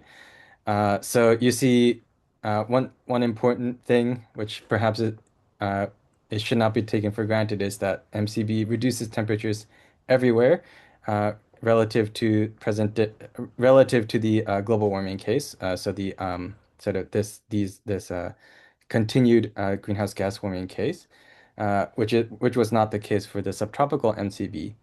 However, you do see some residual warming at high northern latitudes. So MCB is not effective at cooling the climate, at cooling the Arctic when we put it just in the mid latitudes. And you see that there's excess cooling in mid-latitude oceans where, in the regions where we're putting the emissions. One interesting thing that we see from MCB is that, like SAI, we do get a net decrease in global mean precipitation across the models when we use MCB to offset the global mean surface temperature. But we actually see that the land mean precipitation remains about at present day conditions, despite the global mean precipitation decline, because most of the cooling occurs over the ocean, and so therefore, so does most of the drying. And so in this figure on the bottom right, I'm showing the precipitation anomaly, comparing the future versus present day again in the MCB scenario. And this hatching is showing regions where the four climate models disagree on the sign of the precipitation response. And so you can see that there's, fairly, much fewer significant precipitation anomalies compared to previous MCB scenarios. And so, yeah, this is a kind of interesting scenario in science where we're looking to get a null signal rather than looking for a significance. However, again, we do see this significant drying over the mid-latitude oceans. So yeah, I've talked, about these annual average, large-scale precipitation and temperature impacts, and SAI is in a lot of ways has a much more mature impacts literature, but there is a developing uh, research on different sectoral impacts of MCB. So, for example, when we're emitting sea salt aerosol into the atmosphere, we might expect some changes in atmospheric chemistry because of the interactions between the sea salt aerosol and not just clouds, but also the sea salt aerosol contain uh, halogens that can be released and interact to reduce ozone concentrations in the troposphere. For example, in this paper by Horowitz and co-authors. And then we've also seen some early research on regional impacts of MCB. And so, for example, in this paper by Odolami and co-authors, they looked at the effect of subtropical MCB, so that case which generates the La Nina-like cooling. And so one interesting finding is that you actually see that in regions like West Africa and the Sahel, you get this increase in the number of heavy rain days, but you also get an increase in the number of consecutive dry days. So you have increases in both wet and dry extremes in this particular case. And so, these kinds of extreme analyses are in the works in the MCB research community as well. So yeah, I'm gonna leave you with some takeaways, and so I guess trying a little bit to answer some of the questions in the subtitle for this panel. I think there is a fair amount of evidence from models as well as observations that if we were somehow able to generate sea salt aerosol in the right size distribution, that probably could cool surface temperatures. But that the extent of that cooling, where we could do it, as well as how much we could do it, would be limited by things like cloud processes that are still quite uncertain. And then, yeah, again, I want to emphasize that the effect of MCB depends really strongly on where it's being applied. And so, these climate models are showing have significantly improved our understanding of what is possible with MCB, uh, and depending on where we're deploying it. And then, in terms of should we do MCB, I think that's a very thorny question, but at least from a technical and logistical perspective, we're at a very early stage, and so it's very difficult to make any assessments of, how much MCB could potentially cost because of this. Um, so yeah, thank you so much for your attention, and I believe I'm on time, so hopefully there's time for questions. Thank you very much, Haruki. Excellent, and thank you for sticking to time.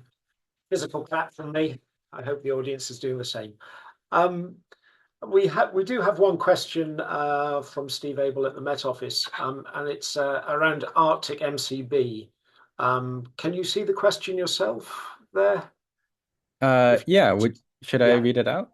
Okay, yeah, yeah, if you'd like so to sort of answer that one.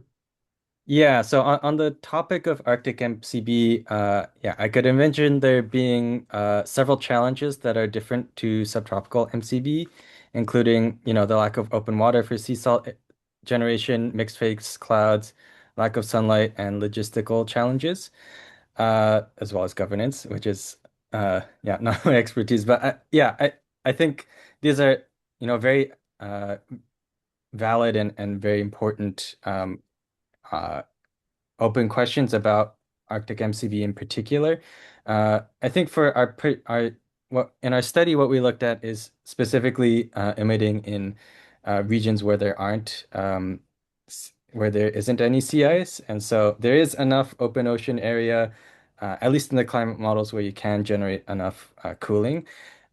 But things like, yeah, mixed phase clouds are not very well represented in these models. And so it's a big question mark whether, once you include those mixed phase cloud interactions, whether MCB can actually be achieved in the polar summertime. Yeah, I think I'll just add to that. I mean, there's a number of studies that have looked at the impact of effusive volcanic eruptions from Iceland, which are 60 degrees plus in terms of latitude, and you can quite clearly see cloud brightening effects or impacts on cloud effective radius. Of course, this isn't using sea salt, but essentially that's using sulfate. So I think that you could sort of say, well, actually, those clouds do seem to be still susceptible to increased aerosol concentration. So that would be another sort of strand of answer, if you like, Steve. But I agree that mixed phase clouds are a bit of a nightmare to model within climate models. Um, so, Should I just Haruki, go? yeah, do you want to Should I look just at keep going? what do you think about the Jerry's asked a question there? Yeah, about how clouds are targeted. So, yeah, I mean, this is something that would be, it's sort of a logistical question that is not really possible to answer with a climate model, for example. Like a lot of the clouds that we're interested are very much subgrid when we're looking at a climate model. And so, yeah, depending on where you're doing it, like, I guess stratocumulus regions are quite nice because we sort of expect that there will be fairly extensive high concentrations of low clouds, and I guess you wouldn't need to worry so much about looking specifically to spray into different clouds. But yeah, once you're in other regions like in the mid latitudes, it gets more complicated. And so um, I think, yeah, the question of how we would target specific clouds, that's definitely an open question that uh, I'm not aware of any past research on it. I'm sure there's current research on it. And then whether or not the sprays are strong enough to reach cloud base. Uh, this is, yeah, as you say, this is very updraft based. So the spray systems as they are currently, they sort of just release the particles. There's some forward momentum imparted. There's a fan for example, in the Great Barrier Reef case. But yeah, once the aerosol are sort of released, it's really up to the atmosphere, in the planetary boundary layer to mix the aerosols up towards the clouds. So yeah, I don't think there needs to be a very strong spray velocity in order to reach the cloud base. Um, Yeah, and then some of the work that Dan Harrison's group over the Great Barrier Reef have done, which is the only real big physical deployment of sprayers, has suggested that the sprays do reach cloud base. But I can imagine an awful lot of other counteracting factors like evaporative cooling from sea spray, which is 3.5% sea salt, that could counterbalance some of those arguments. So I think it's a tricky one, and I don't think we really know. But thanks for the question, Jerry. Um, There's another question about have you also considered using or proposals using MCB for regional rather than global cooling? Or so I wondered whether you wanted Right. to answer that one, Haruki. Yeah, I mean, so yeah, this is a really interesting, I guess, emerging field, area of research on marine cloud brightening because, I mean, so for example, I guess the Great Barrier Reef Project for th this is the Australian group led by Daniel Harrison who are looking at MCB for trying to offset the effects of marine heat waves on the Great Barrier Reef. You know, they're looking specifically at regional MCB. And so, yeah, there have been both, you know, there have been modeling studies that have considered whether or not it's possible to, or, you know, how much cooling you would get if you were specifically targeting a region like the Great Barrier Reef. Um, there's also, you know, interesting ideas about whether or not you could target regions for smaller durations of time. And so, you know, there's an interesting paper from Juan and co-authors down in UC San Diego, where they were looking at targeting MCB for El Nino events, for example, to try to, I guess, shave the peak off of those specific El Nino events. And so, you know, there are these ideas developing, but you know, there's a lot of you know, I guess the reason we typically approach it from a climate perspective is that, you know, it sort of averts a lot of questions about sampling, about detection, about attribution. Once you're looking at longer time scales, a lot of those become clearer. And it's, you know, the setup of simulations to consider regional deployments can be a bit more complicated. But yeah, that's a, emerging an interesting area of research. Excellent. Well, thank you for answering those questions. I think it's probably appropriate now if we take our break. But thank you, Haruki, again. Again, physical applause from me. Hope you can hear it. Thank you very much to the audience also for coming up with so many good questions. I'll be staying on here just if, but please do take a break and rejoin for prompt commencement at 3 o'clock. Thank you very much. So I'll just introduce Matthew. I think this is a particularly interesting aspect because we've seen that SAI and MCB could both theoretically cool the climate, but we always get questions, and there are questions and many unknowns. And the way that these are frequently styled is a risk analysis, i.e., the risk of climate change, which is hopefully everyone's aware that climate change poses severe risks, and versus the risks of climate change that's offset to some degree by SRM. I know that Matthew's going to talk much more about the physical risks before Katrina will cover some of the more geopolitical aspects and geopolitical and societal risks in the final talk. So Matthew, if you'd like to go ahead, you've got 40 minutes starting now. Great. So yeah, I'm Matthew Henry, based in Leeds, but I work as a research fellow at the University of Exeter. So yeah, I'll be talking about risk analysis and the physical risks of injudicious SRM deployment. So first, I thought I'd take a step back and think a bit about why one might want to study SRM. So these are two conceptual plots linking the emissions of greenhouse gases on the top to climate impacts at the bottom. So climate impacts could roughly be thought of as being proportional to global temperature change. Though of course, there are some impacts of greenhouse gases like ocean acidification that are not proportional to temperature change. So if we continue increasing our emissions of greenhouse gases, the climate impacts will continue increasing. Of course, that's not recommended. So the first and most important task in order to limit climate change is to bring our emissions of greenhouse gases to zero as fast as possible. After that, global temperatures will stabilize, but things like melting glaciers and ice sheets and rising sea levels lag behind surface temperature, so they will continue after net zero. So one way to deal with that is to, after we reach net zero, is to remove carbon dioxide from the atmosphere. And so then that would slowly bend the curve back down, or bend the curve of temperatures back down.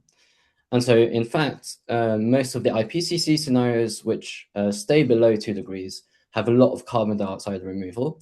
This is the SSP1 scenarios in blue here. You can see that by 2100, they have about 10 gigatons of CO2 removed per year. And those are the ones that enable us to stay below 2 degrees by the end of the century. The commonly used SSP245 scenario here, which is perhaps quite close to our projected emissions, will take us to about 3 degrees of warming by the end of the century. So one way to conceptualize how SRM fits into our set of strategies to deal with climate change is that it could be used to cap or reduce the impacts of climate change whilst we reduce our emissions and remove carbon dioxide from the atmosphere. So this is the so-called peak shaving framework. And there are several important critiques of this peak shaving framework. Firstly, because you need to constantly emit these aerosols, it relies on a potentially unrealistic governance on quite long timescales. Secondly, SRM might actually have an impact on the greenhouse gas emission pathway. So the first way to understand that is the more hazards. So the thinking here is that if people feel shielded from the effects of climate change through SRM, then they might be less motivated to cut emissions, and hence we'll have to have a larger problem to deal with in terms of climate change. The other way to think about it is some people say the stability the SRM might offer is a necessary condition in order to do the cutting of emissions and the carbon dioxide removal. So without SRM, you would get a lot of climate impacts, which might derail our efforts to cut emissions and do CDR. And finally, something that's missing from this framework is the termination shock. So if we stop SRM suddenly, then temperatures will shoot back up to where they would be without SRM, and the pace of change of that would be quite fast, potentially quite fast, and more severe than the pace of change from climate change itself. So a lot of studies assume a stable SRM scenario. Just showing here an example that we've seen before from Haruki is the G6 1.5K scenario that's used by the Geoengineering Model Intercomparison Project, or GeoMIP. In this scenario, we use middle-of-the-road greenhouse gas emission scenario, so SSP245, and we maintain temperatures at 1.5 above pre-industrial. So, of course, these are stable SRM scenarios, potentially can be seen as unrealistic, but they do enable process understanding, and they enable us to build emulators. So one example of such an emulator is CIDR. This was built by Jared Farley at Cornell University. And so this nice visualization of CIDR is actually available on the website of Reflective, which is a nonprofit that is accelerating research on SAI. And on this website, you can actually you can change your greenhouse gas emissions and then compare the climate with and without SAI. And you can also sort of use a custom injection of SAI, if you like. So you can choose which latitudes of injection to have. And just to show what you can do, I set the SAI emissions to 0 over a decade. And you can see the temperature sort of bump back up and then bump back down again as you turn SAI off for a decade. And this emulator, CIDR, can also be used to develop scenarios where you have multiple actors with different goals, because one of the main critiques of this sort of stable SRM scenario framework is that you kind of presume that the whole world comes together and agrees on what they want to do, and that understandably, sort of from a governance aspect, can be seen as unrealistic. So using these emulators, you can investigate what would happen if you have multiple actors injecting at different latitudes with different goals. So in this particular case, we have 3 different actors injecting at 4 different latitudes. And they actually have different goals. So some have goals around the global mean temperature, as you can see in panel C. Some have goals around the Arctic temperature, which you can see in panel D.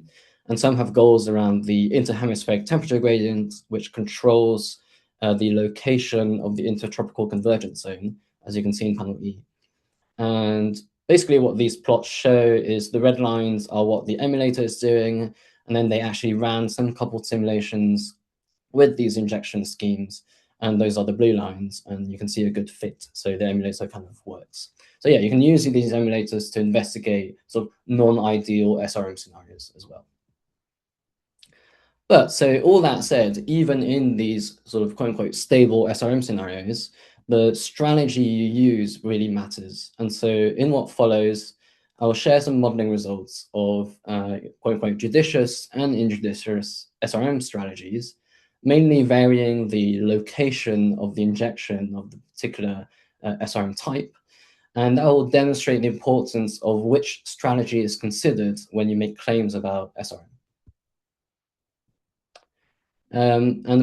Before I do that, I wanted to clarify what I mean when I'll be talking about the net effect of SRM. So on the left is an example of the 4 models that ran this G6 1.5K SAI, where you inject aerosols in the stratosphere to maintain temperatures at 1.5 above pre-industrial. And then the dotted lines here is what would happen without the SRM. So they follow the SSP 245 scenario. And so then the numbers show the different periods for the different simulations. And so the difference between 1 and 2 is just the warming effect you get from SSP 245. So you can see on the right, the warming pattern, the familiar sort of Arctic amplified warming pattern you get for the 4 different models. The difference between 2 and 3 is the net cooling effect you get from SRM at the end of all the simulations. So it's just what you get from SRM itself. And then the difference between 1 and 3 is the residual climate impacts. So that's the difference between your geoengineered climate and your target climate. So for example, I've seen sometimes some claims that SAI doesn't work or doesn't cool the Arctic because you can see some residual warming in the Arctic in some models, as you can see in MIROC and UKSM on the right here. But actually, the net effect of SAI is to cool the Arctic, to cool the whole planet, including the Arctic. And the cooling is actually Arctic amplified. So yeah, in what follows when I sort of talk about the quote-unquote net cooling impact or the net effect of SRM, I'll mainly be talking about the difference between 2 and 3, unless I specify otherwise. So firstly, so even in these sort of quote-unquote stable SRM scenarios, the choice of strategy matters. And in this paper from Jim in 2013, they showed that if you inject aerosols in one hemisphere only, because that affects the energy balance between hemispheres, the intertropical convergence zone is sensitive to that interhemispheric energy balance, and you could shift that intertropical convergence zone. So the plot on the left is showing the precipitation over the Sahelian region, which is the box over Africa on the right here. And then on the top one is just the control climate. On the bottom one is when you inject 5 teragrams of sulfur dioxide per year just in the northern hemisphere. And again, because the aerosols only stay in one hemisphere, they're only mainly cooling that hemisphere. So you're creating a difference in the amount of cooling of one hemisphere over the other. And that shifts the ITCZ and causes drought in the Sahel if you just inject in the northern hemisphere. Conversely, if you just inject in the southern hemisphere, it shifts the ITCZ in the other direction, and you get an increase in precipitation in the Sahel. So I guess one could say that doing SAI only in one hemisphere can be seen as an injudicious way of doing SAI. Similarly, doing SAI at the equator only could reduce tropical precipitation. So this is from work that I've done recently, where we do different SAI scenarios, and we aim to stabilize the temperature to the same temperature for all of these ensembles, except we inject the SO2 at different latitudes. So the purple one is when you inject at the equator, and then we do hemispherically symmetric injection at 15, 30, and 60 degrees north and south. So all of these simulations have the same global temperature, but because you're injecting at different latitudes, you get actually quite different climate impacts. So the plots on the bottom are not showing the net effect of SAI, but they're showing the precipitation change relative to the reference periods. So the precipitation change for SSP-245 at the end relative to roughly the 2020s. And similarly for equatorial SAI and SAI in both hemispheres. And so what you can see is that under global warming, you get globally an increase in precipitation, though some regions have a decrease. Under equatorial SAI, you get actually quite large decreases in some areas over land in the tropics. However, that doesn't happen if you do SAI in both hemispheres. So that would show, I guess, that equatorial SAI is also an injudicious way of doing SRM. The other thing that equatorial SAI does is that it has quite high stratospheric warming. So the sulfate aerosols absorb some of the long-wave radiation that's emitted from Earth, and that creates some local warming in the stratosphere. That warming is shown here on the left, but that warming is decreased as you emit the aerosols further away from the equator. And that stratospheric warming in turn increases the equator to pole temperature gradients in the stratosphere, which in turn through the thermal wind balance increases the vortex, the wind speeds. And that in turn has an impact on the surface climate, for example, on the North Atlantic Oscillation. And so that is showing that the equatorial injection increases the North Atlantic Oscillation Index. And that has an impact on warming in the northern Eurasian continent and affects precipitation in Europe. So all that to say, the equatorial SAI both reduces tropical precipitation and causes more stratospheric heating relative to these other strategies, and which has then knock-on effects on atmospheric circulation, such as the NAO.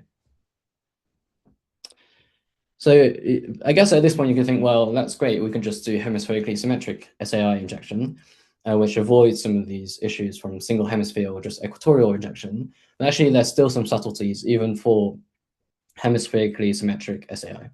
So this is just one example shown for the East Antarctic ice.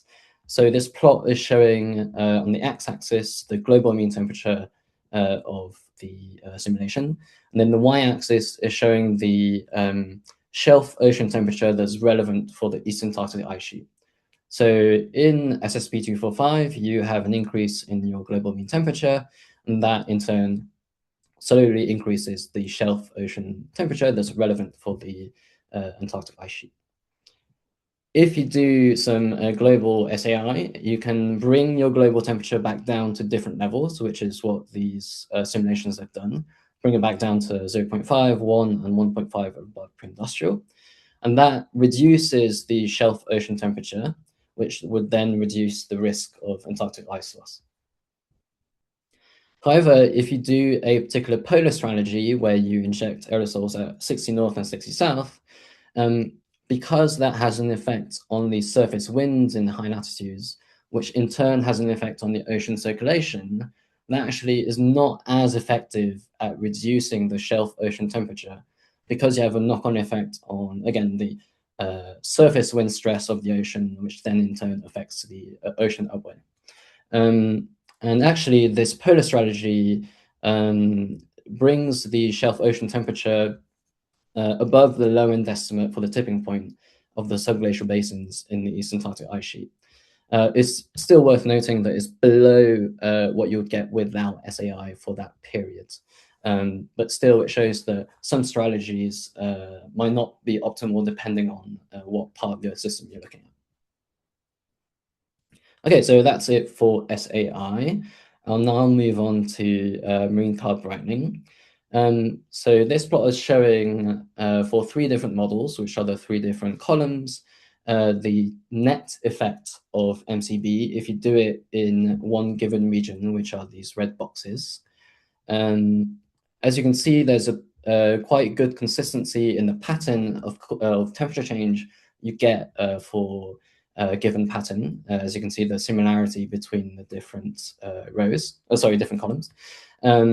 But you get quite different temperature change pattern for a given region, for different regions. So that's a sort of difference between the different columns.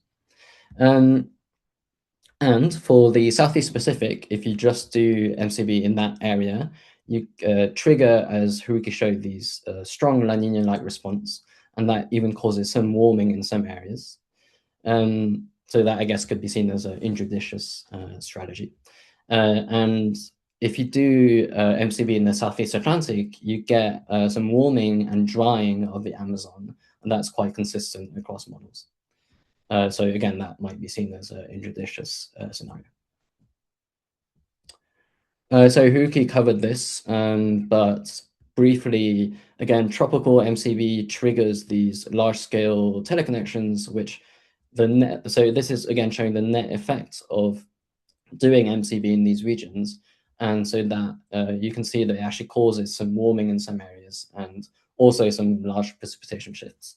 But we found that if you do MCB in these mid-latitude regions, you get a more homogeneous cooling and again, more homogeneous precipitation change. And so one sort of extreme example of how to do MCB in a very injudicious way is shown here from Jim's paper from a few years ago.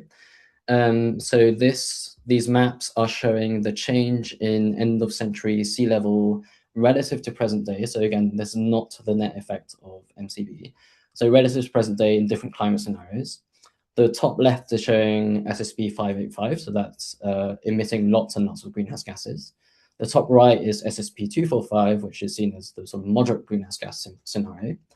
The bottom left is showing what would happen if you bring the temperatures from SSP 585 to SSP 245 using equatorial SAI only. And then the bottom left is showing the same thing, but you're using tropical MCB only. And what you can see if you focus on the area around Indonesia and Singapore is you get this larger sea level relative to the scenario where you're not actually doing any MCB. So it's just to show that in this very extreme scenario, these strong teleconnections can cause quite important remote impacts. And finally, I wanted to talk a bit about some recent work I did on Arctic marine cloud brightening.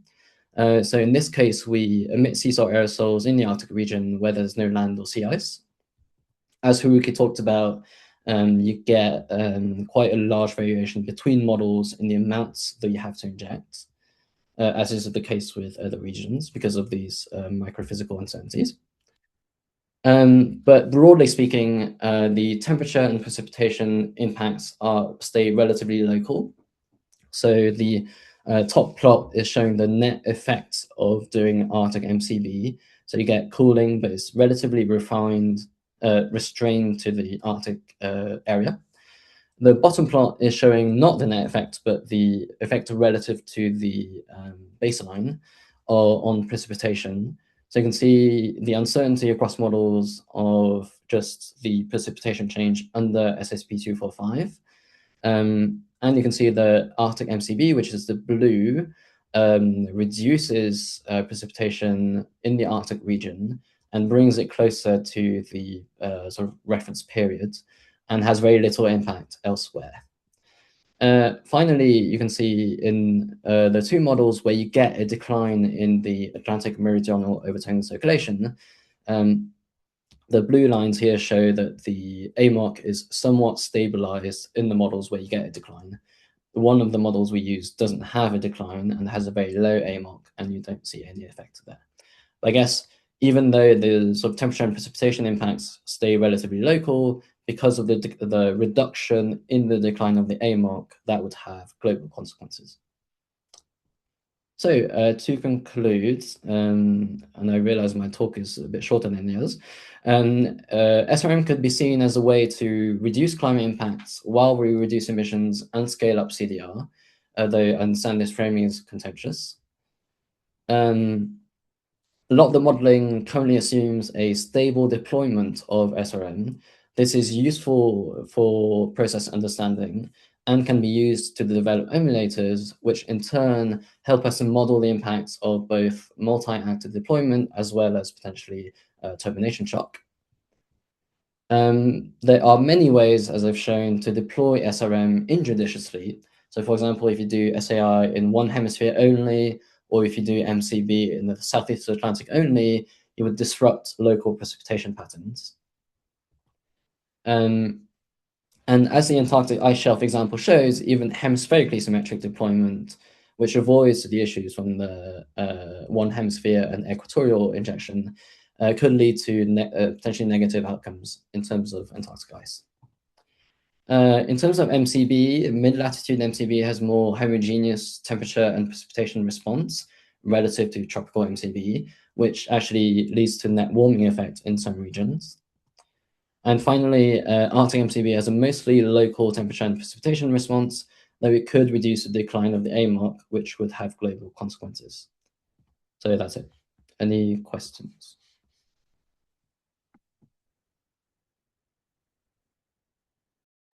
Thank you, Matthew. Thank you for the talk. So there's obviously quite a few injudicious methods. What do you think in terms of funding landscapes, how do you think the funding landscape has encouraged us towards only looking at judicious deployments or combinations of judicious and injudicious? I just wondered what you thought about this balance and how researchers should look at that.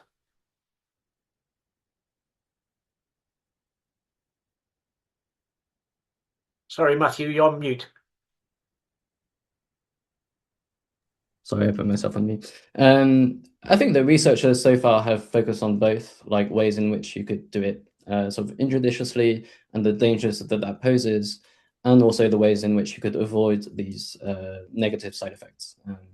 So yeah, I think, yeah, our task is to be as objective as possible. So you would want to find ways in which you could do it very badly and then potentially find ways to avoid that. Okay. And do you think, well, I just wondered whether you could comment on the effect of, if you like, for-profit organizations such as Stardust versus, say, government funding, and what problems might occur. Yeah, I have a huge issue with for-profit companies because there's just even if the people working there say that they encourage any sort of results, there's just a structural incentive to sort of push the positive results, because at the end of the day, you're being like, they want to make money, so they just have a structural incentive to deploy, and so then they will want to show only positive results. And that's why it's hugely important to have government funding or transparent funding through nonprofits to enable scientists to be, as honest and open as possible about all the potential pitfalls, which is what I hope that my presentation talked a bit about, like all the different ways you could do SRM very badly and then very negative side effects of that. Yeah, I think that came across very well. There's 3 questions in the Q&A. So, and there's more coming in. So, yeah. What about Josh's question? Yeah, I can read it out. So, have you mapped the necessary technical, economic, and geopolitical building blocks or ingredients that would need to be true for the various judicious uses to be applied or injudicious methods to be avoided? That could be a good exercise for informing policy. I completely agree. I'm not a politician. Maybe Katrina will comment on that a bit. So yeah, I don't really have a great answer for that, I'm afraid. The second one is, in the high latitude Arctic MCB, has the injection of ice nucleating particles along with the CCN from seawater been included in the model. I think the representation of these things is very uncertain in the models. So I think that, yeah, there's still a lot of uncertainty there. So yeah, sorry. Gavin. Yeah, I think the other one with that one is that there's been some work on, very fledgling work on mixed cloud, so mixes of water and ice cloud. But the problems there are of how you can, whether you can thin them, whether you should thin them, or whether you should be thickening them is really difficult because of the various different offsets. And of course, we're not talking about cirrus cloud thinning in this, which has been another aspect that has been mentioned. Really on the peripheral, we've focused very much on stratospheric aerosol and marine cloud brightening here. But yeah. Yeah. Okay, yeah, a question from Gavin. What, again, but similar to the first one, actually, what governance mechanisms do you think are most critical before any real-world deployment could be considered? Yeah, again, I'm going to avoid answering questions like that. I guess maybe Katrina will address some of these questions. And then from Ben, how concerned are you about the fact that we model MCB with large-scale climate grid box physics, whereas the processes involved in aerosol cloud interactions span from microns to turbulent scale to mesoscales? I think that's a great point. And I think Haruki touched a lot about the interaction between the different scales. And we're very aware that a large part of the uncertainty that we see in the amounts that you need to inject in MCB to get a given amount of cooling is because of the uncertainties in these grid box representations on microphysics. So there's still a lot of work to do to constrain how much CSOL would be needed to achieve a given cooling. Yeah, I agree. If this time I don't mind. Oh yeah, no, please. Yeah, go on. Right.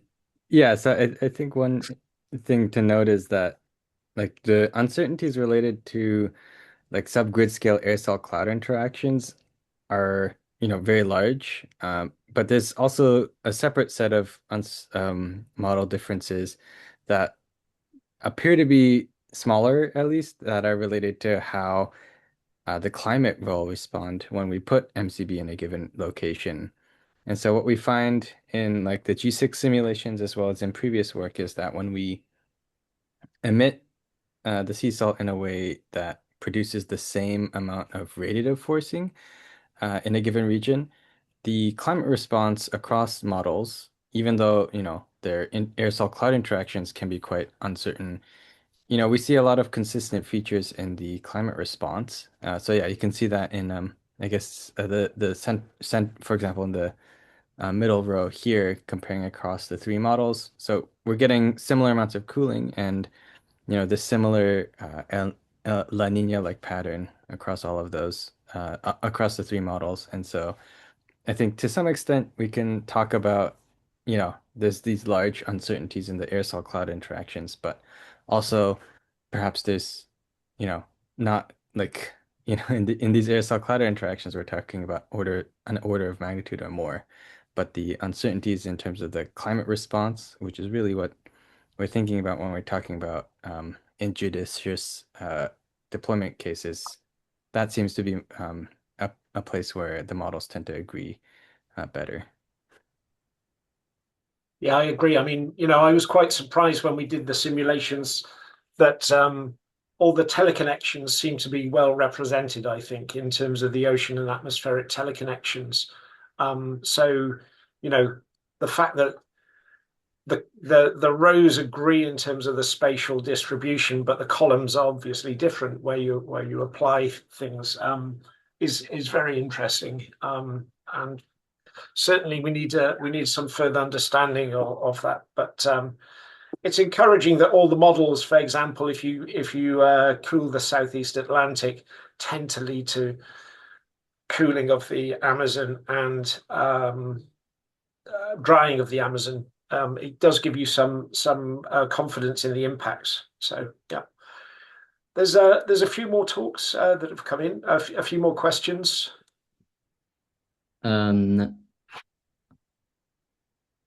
So there's one from an anonymous attendee. Are the climate models continuously updated with vast amounts of CO2 liberated in the current war zones and the concrete production necessary for rebuilding? I'm sure those are quite small amounts relative to everything else. And yes, I guess the climate models are updated with emissions, right? So yeah, I guess that's not a big issue for us. I was thinking about the inadvertent effect of enhanced ice production along with the increasing CCN in the Arctic. Arctic seawater contains ice nucleating particles.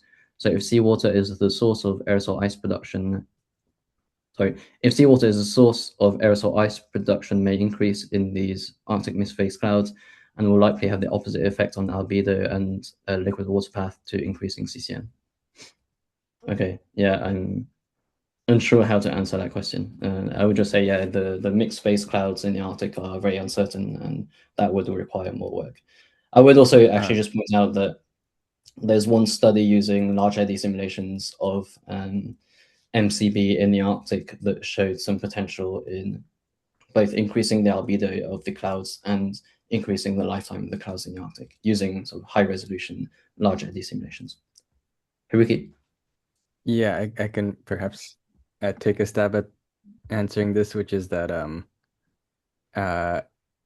yeah, so these open questions about how you would actually achieve MCB and how you would generate the particles for it. And so, I guess I don't think that we would be directly taking up seawater and spraying it. Like there have been a few technical papers that have considered, okay, maybe you would filter the seawater somehow, or perhaps you would, rather than taking the salt directly from the seawater, you would actually bring dried, like actual sodium chloride crystals out. So that kind of thing, yeah, I mean, if you were to directly take raw seawater and spray it, you'd probably have these issues with different chemical constituents, different aerosol properties that would really complicate what might happen to the clouds. And then the other thing is that in terms of Arctic mixed phase clouds, there is some model evidence that suggests that if you increase the number of ice nucleating particles, that might actually thin out the mixed phase clouds, and which would actually have an additional cooling effect. And so, mixed phase clouds are very difficult to observe, very difficult to model. And so this is something, it could go either way, I suppose. But yeah, this is a really good point and open area of research. Thank you, Haruki. Okay, well, I think so that we can keep things compact, I think we'll move on. There's no further questions. Katrina, would you like to share your screen? Yep, absolutely. Let me just get my screen arranged, which was working fine earlier on. Here we go. Okay, let me do that. Okay, can you see the proper presentation mode? That looks good. Brilliant. All right, I'll start. Thanks, Jim, and thanks to the other speakers as well. We're going to change register now quite significantly, so there's not going to be any equations in my talk. So I'm a professor of political theory and philosophy at Exeter, and I'm going to talk through some of the ethical and governance challenges that we need to face up to, both from sort of very early stages of research right through to any potential deployment. And just to say before I jump in, I think it's really great that ARMETS is including a discussion of these topics from a non-scientific perspective in this kind of event, where I understand that most of the audience are going to be natural scientists. Because my experience is that the researchers in this field all think that the ethical and governance questions are absolutely central, and that we won't be able to sort of move forward in any effective way, whatever the right direction might be, without answering those questions. So it's really great to see that ARMETS also has that view. Okay, so I want to start by just saying a few sort of big picture things about what ethics is and about what governance is for the context of what I'm going to say today. So very broadly speaking, when we talk about ethics, we're talking about what it is that we ought to do. This always makes reference to different sets of values, which will obviously very often come into conflict. Answers to this question sometimes make reference to ideals, ideal states of the world, or ideal forms of politics, etc. But the core thing to bear in mind here is that ethics is about what we ought to do. And when we're talking about ethical questions, we're talking about how things ought to be rather than how things are. Some of the core concepts I think that we see in discussion of SRM are indeed ethical concepts in the sense I've just described. So, for example, the idea of harm is not an ethically neutral concept. So probably most of us would agree that physical harm is all else being equal, something that people ought to be protected from. But there are other ways in which, for example, people might be harmed. So harm to the community to which you belong, or harm to your culture, or harm to the territory which is intimately connected to your identity. There are ethical questions about whether those count as forms of harm. If so, how we ought to balance those forms of harm against one another, and why they count as forms of harm. I think the same thing can be said about risk as well, interests and ideas around transparency, participation by publics in thinking and talking about research, and I'll come to that in a bit, and also questions of legitimacy, again, along the whole spectrum from early days indoor research all the way up to potential deployment. So I think conversations around SRM are thoroughly through and through infused with ethical concepts. Some of the key frameworks that we see deployed in these in sort of governance conversations around SRM, some relate to justice, for example, and justice is a sort of relatively well-defined, narrower set of ethical concerns than the whole sort of panoply of ethical concerns that we might have. Justice speaks to what it is right for us to do. The idea of rights, human rights, basic rights, again, is front and center in these conversations and ought to be front and center. Conversations around equality and equity in particular across the global north and the global south, and how that is impacting the way in which research is being done and perhaps where research is being focused. Again, core ethical framework central to these conversations. And I think also questions around reparation are becoming increasingly important here too. So there are histories of colonialism and power imbalances that mean that some communities in the world, some places in the world are much more climate vulnerable than other places. And that raises all sorts of very difficult and interesting questions about reparation that I think intersect with thinking about SRM from an ethical and a justice informed point of view. And some challenging perspectives, I'm going to come back to these later on as well, that again are within the domain of ethics. So cosmopolitanism. Cosmopolitanism is the view that we ought to be, when we're thinking ethically, maximally inclusive. So, for example, the sort of poster child for cosmopolitanism might be that national boundaries, national borders in and of themselves have no ethical significance because we're all human beings and we all share the same rights and interests.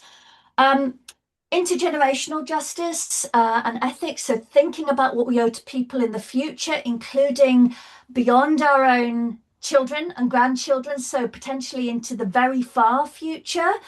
And how we might try, what that means for thinking about research and potential deployment of SRM is fundamental. Also non-human nature. Again, I'll be coming back to this. So the thought that there are many other living things on the planet than human beings. So how do we account for the interests those living things have in our thinking about the ethical governance of SRM. This isn't an exhaustive list, but these just to give you a flavour of the kind of normative approaches that people who are experts in ethics think in terms of. Governance. So governance very broadly is just the way I use this term is it's that when we govern, we just aim to steer whatever it is that we are governing. And there are a number of core domains in which governance can take place. So the one that most obviously comes to mind, I think, because governance sounds like government, is politics, but also economics, law, and more sort of amorphously, I suppose, but just as important, cultural governance. So the way in which we might sort of tell stories to ourselves and one another about what it is that we're doing when we research a particular technology or we make particular advancements, the way in which we see our history, the way in which we see our relationship to the natural world. Some key instruments through which governance can happen. Again, I think policy is the one that probably springs to mind for most people. But that's just one place in which we can attempt to govern whatever it is we're governing. Markets can also be manipulated in various ways in order to govern regulation and forms of communication as well. So again, sort of framings and narratives and the means by which we transmit those narratives can have very significant impacts on governance. What drives governance? Well, all sorts of things drive governance. Ideology very often is a part of the story, but also public opinion. So politicians, if we're looking at political domains who are working on short electoral cycles, are very responsive to public opinion as it stands at any given time and may shift their governance efforts in a way that enables re-election. Resource availability and also sort of broader geopolitical sort of landscapes can shape the way in which governance takes place. Again, not an exhaustive list. So what are we looking for? What we're looking for with respect to SRM is that stuff in the middle of the Venn diagram, right? We want governance, we want to be able to steer research right from its inception. So I think these ethical questions of governance don't just apply to outdoor research. I think they apply to desk-based research from the very earliest moments, and I'll talk about that later on a bit. All the way through to deployment and potential exit strategies. We want to be able to govern all of those sort of parts of the life cycle, if you like, of SRM in a way that embodies and reflects what we think the right, most important ethical standards are. So that's what I'm going to be talking about, is some of the sort of challenges that we face when we're trying to fill out what might be in that central bit, the challenge bit of the Venn diagram. Just a quick sort of sidebar before I get into some of the substance in terms of this sort of quite large literature that now exists in ethics on a number of these questions. So there is a current project which is being run by the Nuffield Council on Bioethics, which is one of the most important preeminent think tanks in the UK. And they are running a project we've just started looking at solar radiation modification and taking a really explicit ethical lens and a health related lens to try and think through what recommendations we might make, particularly in the UK context, to politicians, policymakers, decision makers more broadly, who want to take ethics seriously, given that the UK is the sort of I think the world leader now in terms of research into SRM.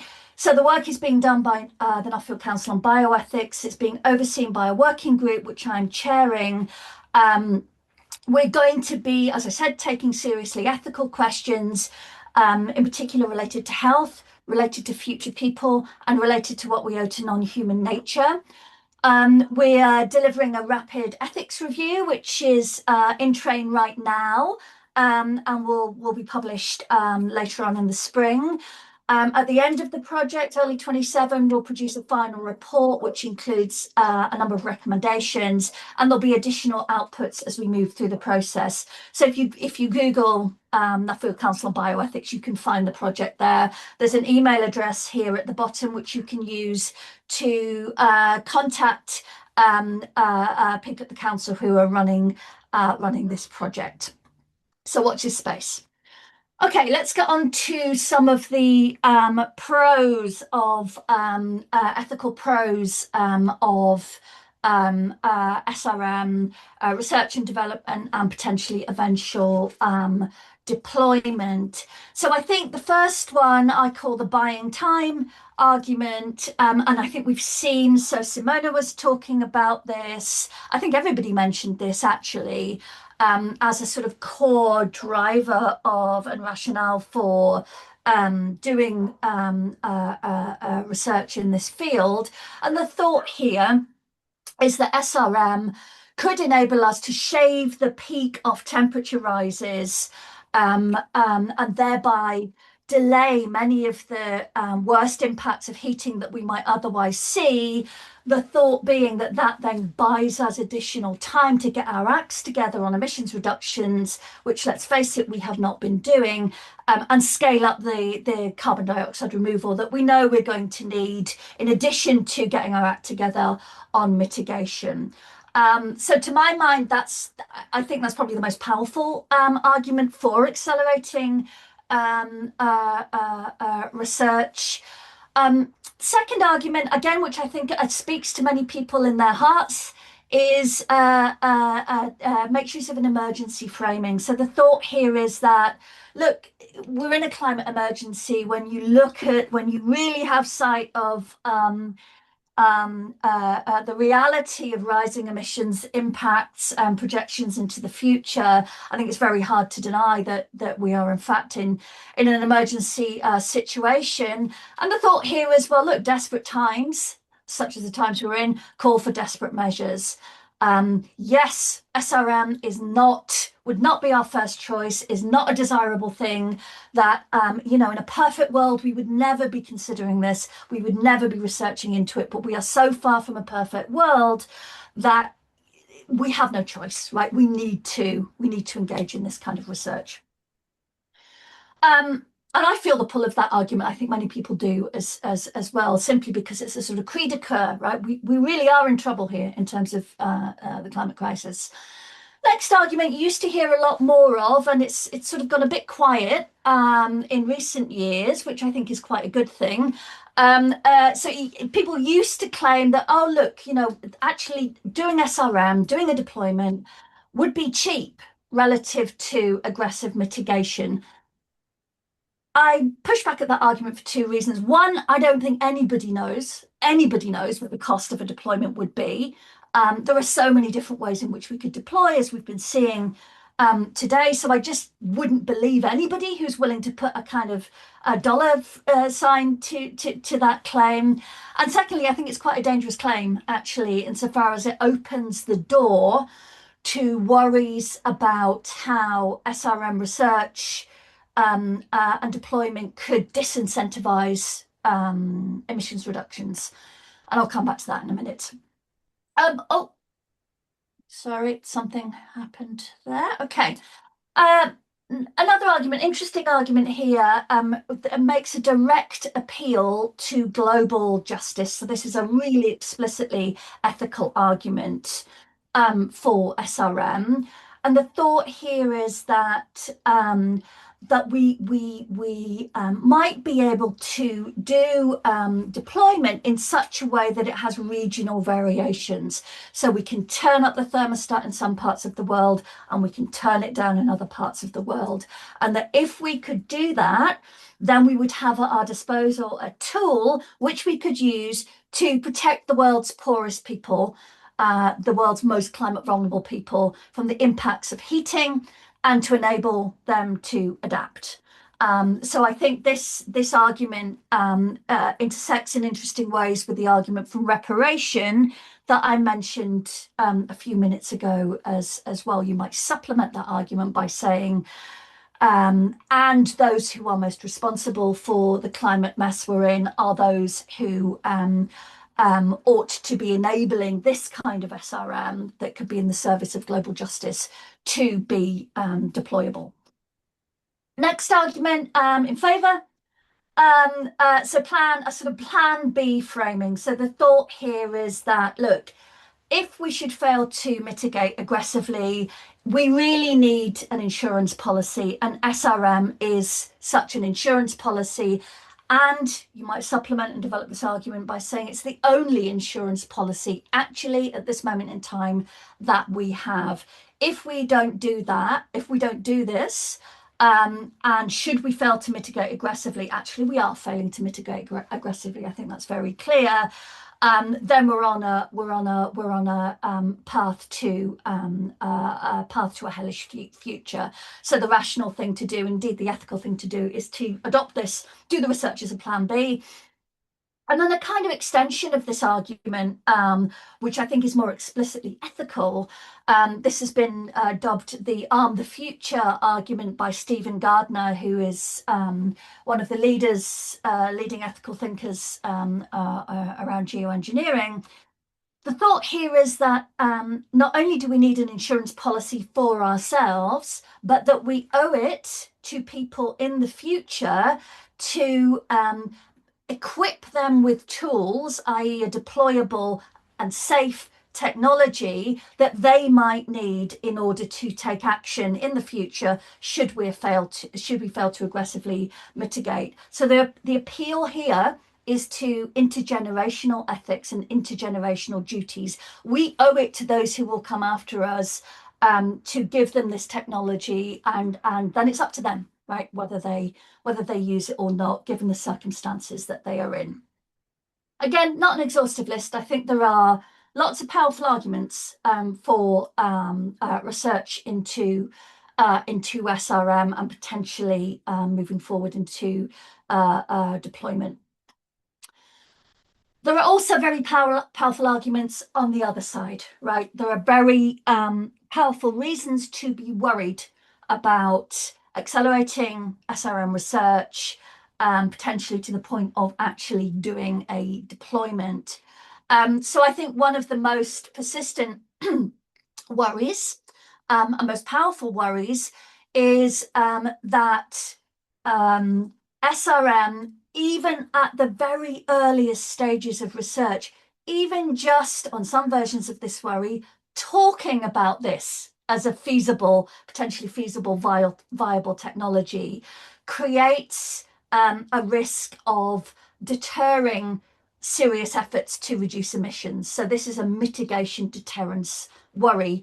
Sometimes it's called the moral hazard worry in the literature. I don't like that. I don't think that. I think mitigation deterrence just describes what the worry is very clearly. But it's interesting that this worry, I think, what's sort of notable about this is that this worry can track back just to the sort of earliest stages of research. So on an extreme version of this worry, the thought might be, well, look, you know, if the public or political decision makers get wind of modelling work that's being done, for example, that suggests we could really make headway on reducing global heating, then that would incentivize them to sort of scale back, row back on their efforts on emissions reductions. I think the evidence here is a bit mixed. It's not clear actually whether there is, from an empirical point of view, so sort of experiments that have been done don't necessarily, social science experiments don't necessarily support this is a worry. Some people have suggested that there might in fact be what's sometimes called a reverse moral hazard effect of SRM research.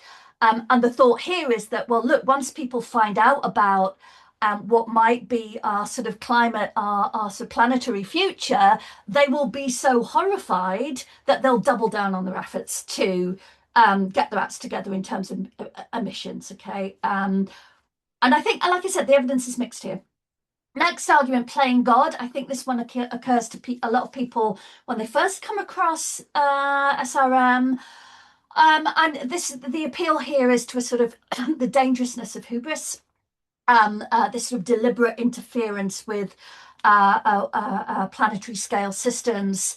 What could possibly go wrong? So, we just have to think about Icarus, and we get the lessons that we might read across to SRM research. I actually think, as a general worry, this is I think you have to be very careful how you specify this worry. We play God in all sorts of domains of human life. The whole of modern medicine, arguably, is about playing God. So I think playing God per se is not necessarily a bad thing. I think it's a sort of neutral thing.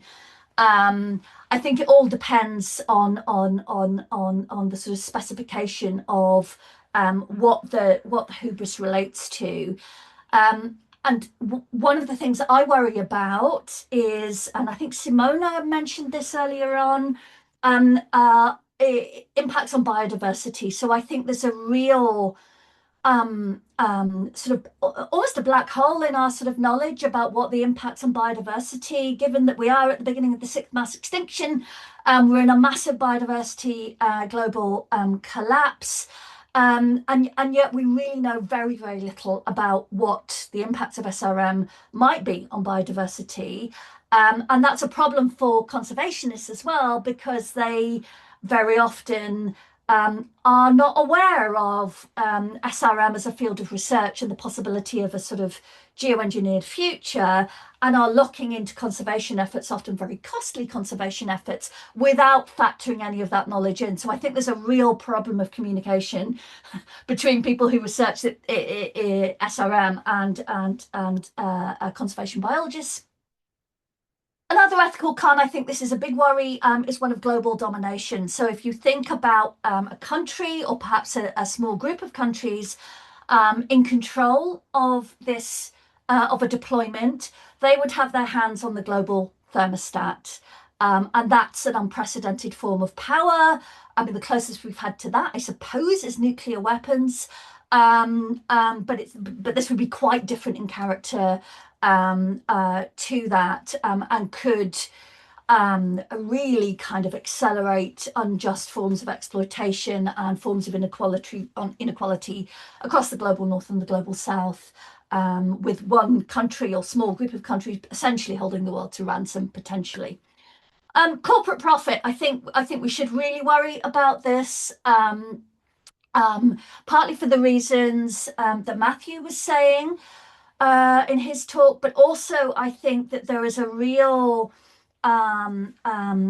risk that SRM might look to be attractive to fossil fuel multinationals looking to avoid their fossil fuel assets becoming stranded. So we know that we have to keep all of this stuff in the ground, right? We know we need to do that. But if you could kind of stave off heating for a bit, you might be able to extract, just that last barrel, that last drop, in a way that serves your shareholders, essentially. That's not the kind of SRM we want. Next worry, this is a one that I call the new normal. I'm writing a book on this at the moment, which isn't just about geoengineering, but has a whole bunch of stuff in it. I think there is a lot of evidence coming out of conservation biology that we are collectively at risk of employing what are called in the literature shifting environmental baselines in thinking about the quality of our environmental circumstances. So it's quite a simple thought here. The thought is just that for any sort of generation in time, they tend to judge the quality of their environmental conditions according to a baseline which reflects the reality, the conditions that they actually find themselves in. And that when this process gets iterated across time, environmental knowledge, sometimes really significant and surprising environmental knowledge, can just get lost. So there's a sort of limit to environmental memory that happens as a result of baseline shifting over time.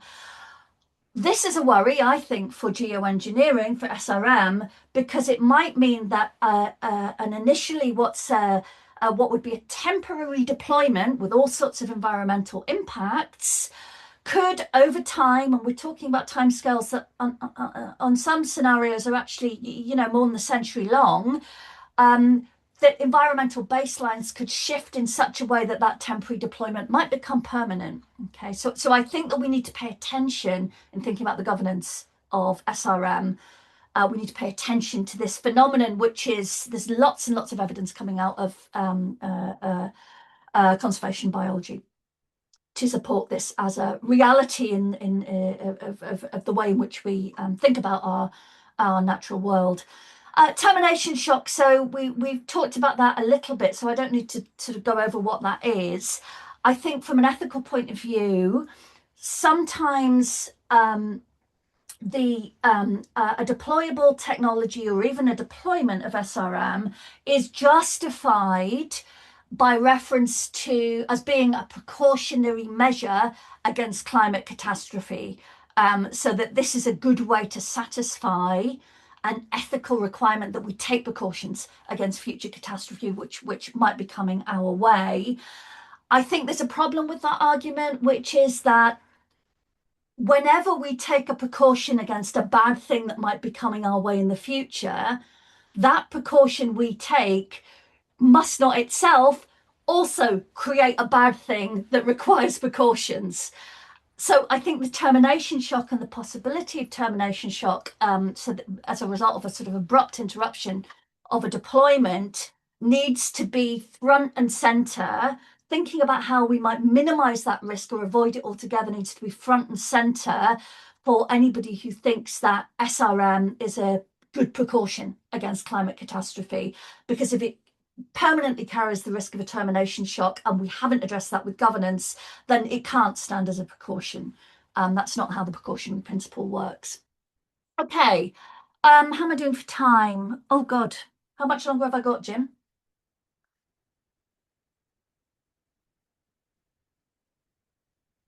Sorry, just finding the mute button. Another 5 minutes. 5 minutes. Okay, I think what I'm going to do then is skip through here, and I'm going to talk about a worry about governance, I think. So this is a paper with a deliberately provocative title that I published a few years ago. Sorry, Katrina, I should have said 10 minutes. You do have 10 minutes. Yeah, okay. So you've got a bit long if you want to go back. Okay, I will go back. I'll do this slide then, because I think this then pulls through some of these ethical worries that I've been talking about to questions of governance and how we govern both research and development and potential deployment of SRM. So there is one big question, I suppose, is whether there should be any research at all. And there is a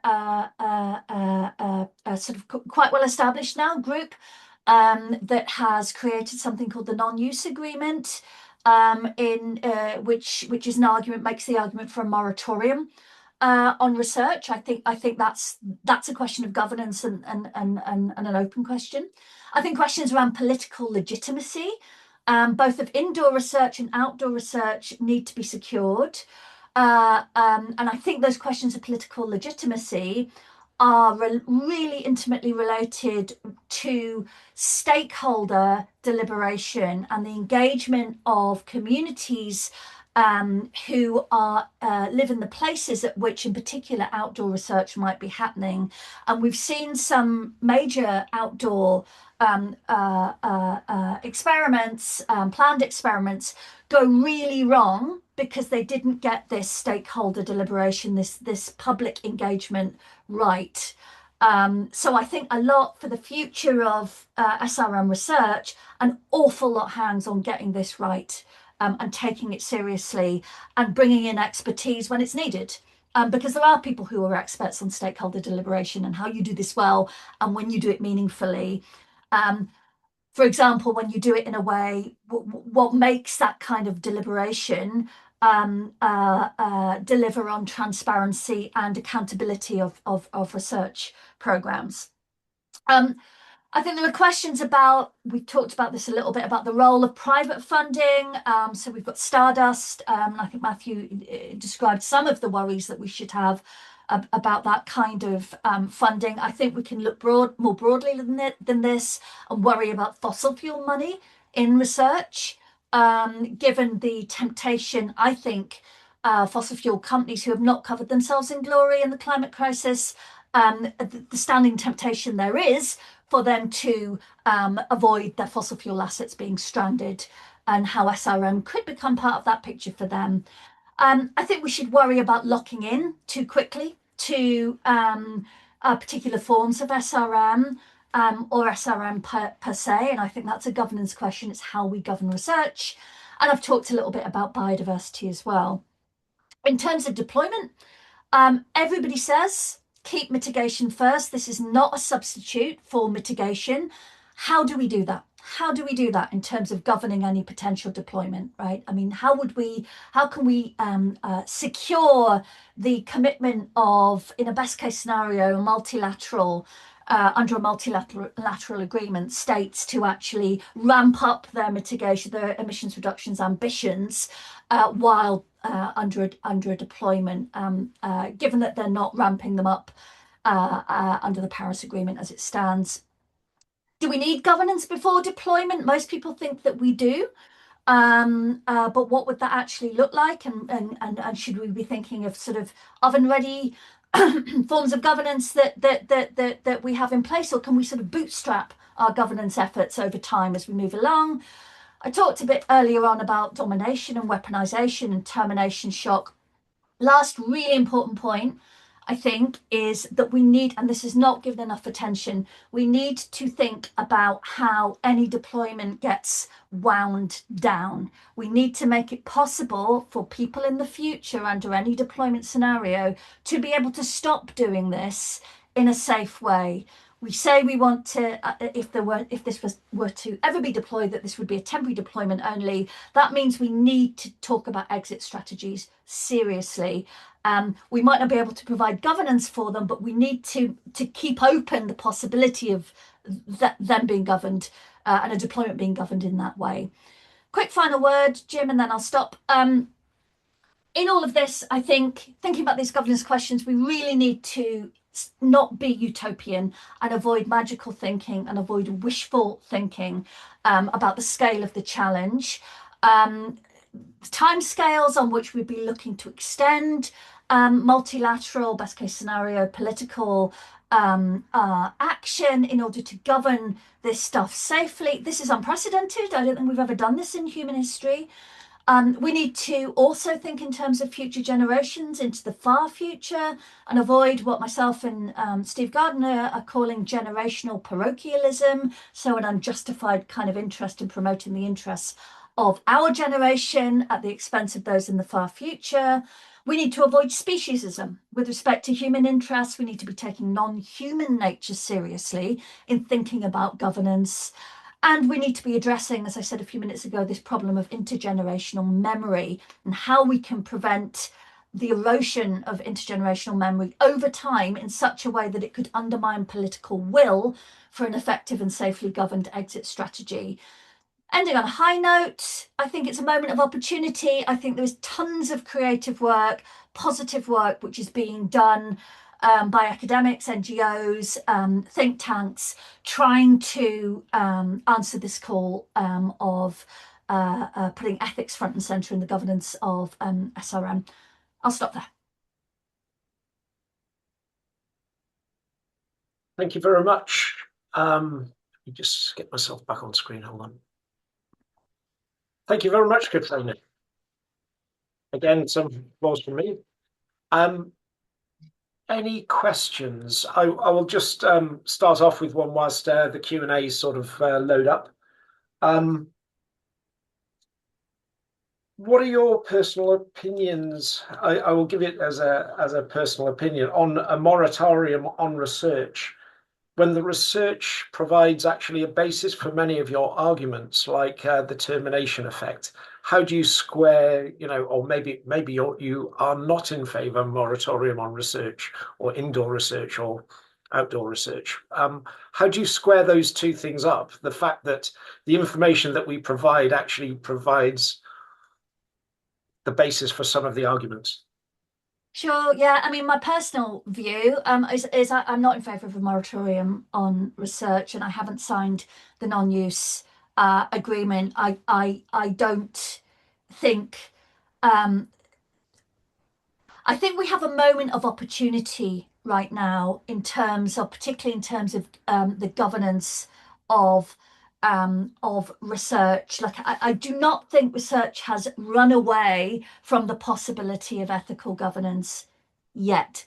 That might happen, and I might then sign the non-use agreement. At the moment, I think we really are in a quite unusual moment in which sort of researchers in your neck of the woods and people in my neck of the woods who are interested in ethics and governance are moving quite powerfully in the same direction. So I don't think there is sufficient reason to shut down research. I think all of the worries I described are real, but I think what we should be doing then is governing and talking about governance in a way that addresses those rather than just stopping the research.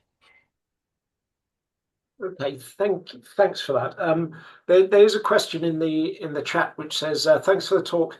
This was actually an earlier one from Gavin. Thanks for the talk. What governance mechanisms do you think are the most critical before any real world deployment could be considered? Governance mechanisms. I mean, funding, I think, for research is absolutely key, and particularly given the stage that we're at. And I think ensuring that I forget who mentioned this earlier on, but ensuring that funding is government funding, right? So I think that needs to be the case. I think transparency in the way in which funding is allocated and what is getting funded, I think is absolutely fundamental. I think keeping for-profit interests out of research is really, really important at the moment. I think, and I don't know how one would do this, but I think sort of starting to not take control of, that's the wrong, but engage sort of narratives around SRM that are sort of in the public imagination and starting to take hold of the public imagination. So from chemtrails all the way across to sort of tech utopianism. That battle is that landscape is sort of being forged, and as I said right at the beginning, those narratives are forms of governance, and I think sort of STEM researchers, much as it might not be your sort of bread and butter, I think need to be in those conversations because they could be real drivers of what happens in the next 10 to 15 years. Thank you. Thanks, Katrina. There's another question here, which is, I think you've touched on this, but some world leaders dismiss climate science, yet views SRM as a geopolitical advantage. What happens when scientific bodies call for SRM to be scaled back or stopped, but those leaders refuse? Can SRM ever be governed safely? I wonder whether you've had a few thoughts on that. I don't know is the answer. I think there are I mean, it just depends on. So my co-author Steve Gardner likes to describe this in terms of what he calls the contextual question.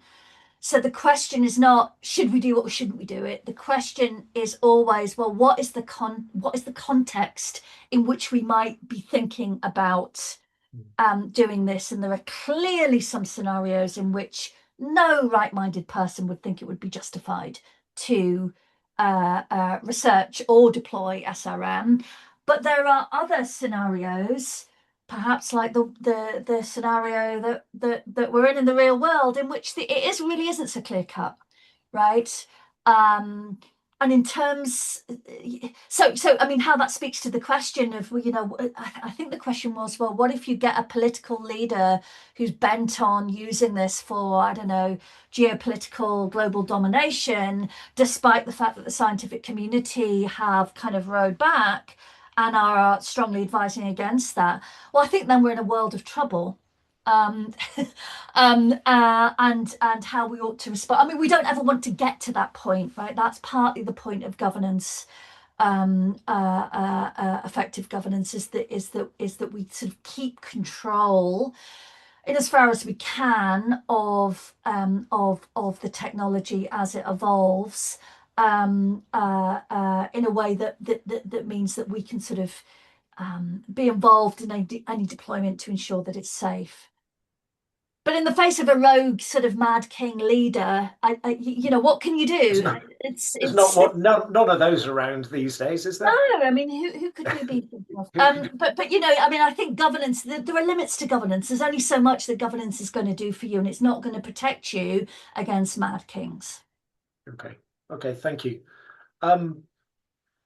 There's a question from Edmund. I might add something a little later, but he said, great talk. What has policymakers, governments, corporations' responses to the ethical governance frameworks debates presented been to date, if any? Is that a reference to the Nuffield Council, or is it just a reference to the? I'm not sure what the reference there is. I think mixed, right? So I think the UK. The UK government's position is officially neutral on this. I think France has expressed a position which is anti research. Some African countries have done similarly. So I mean we'll see. I'm not aware. I mean, it's quite frustrating. There have been a number of reports over the last, say, 10 years, actually, which have tried to foreground ethical considerations and thinking about governance.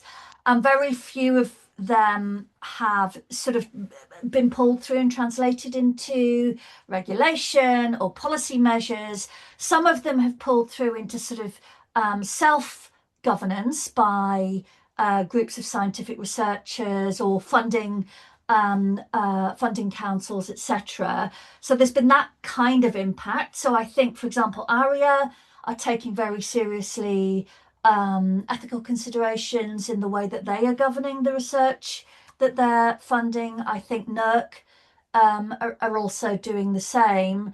But beyond that, I'm not yet seeing sort of movement at sort of the level of national government on these questions, and certainly not in response to ethical injunctions. Okay, thank you.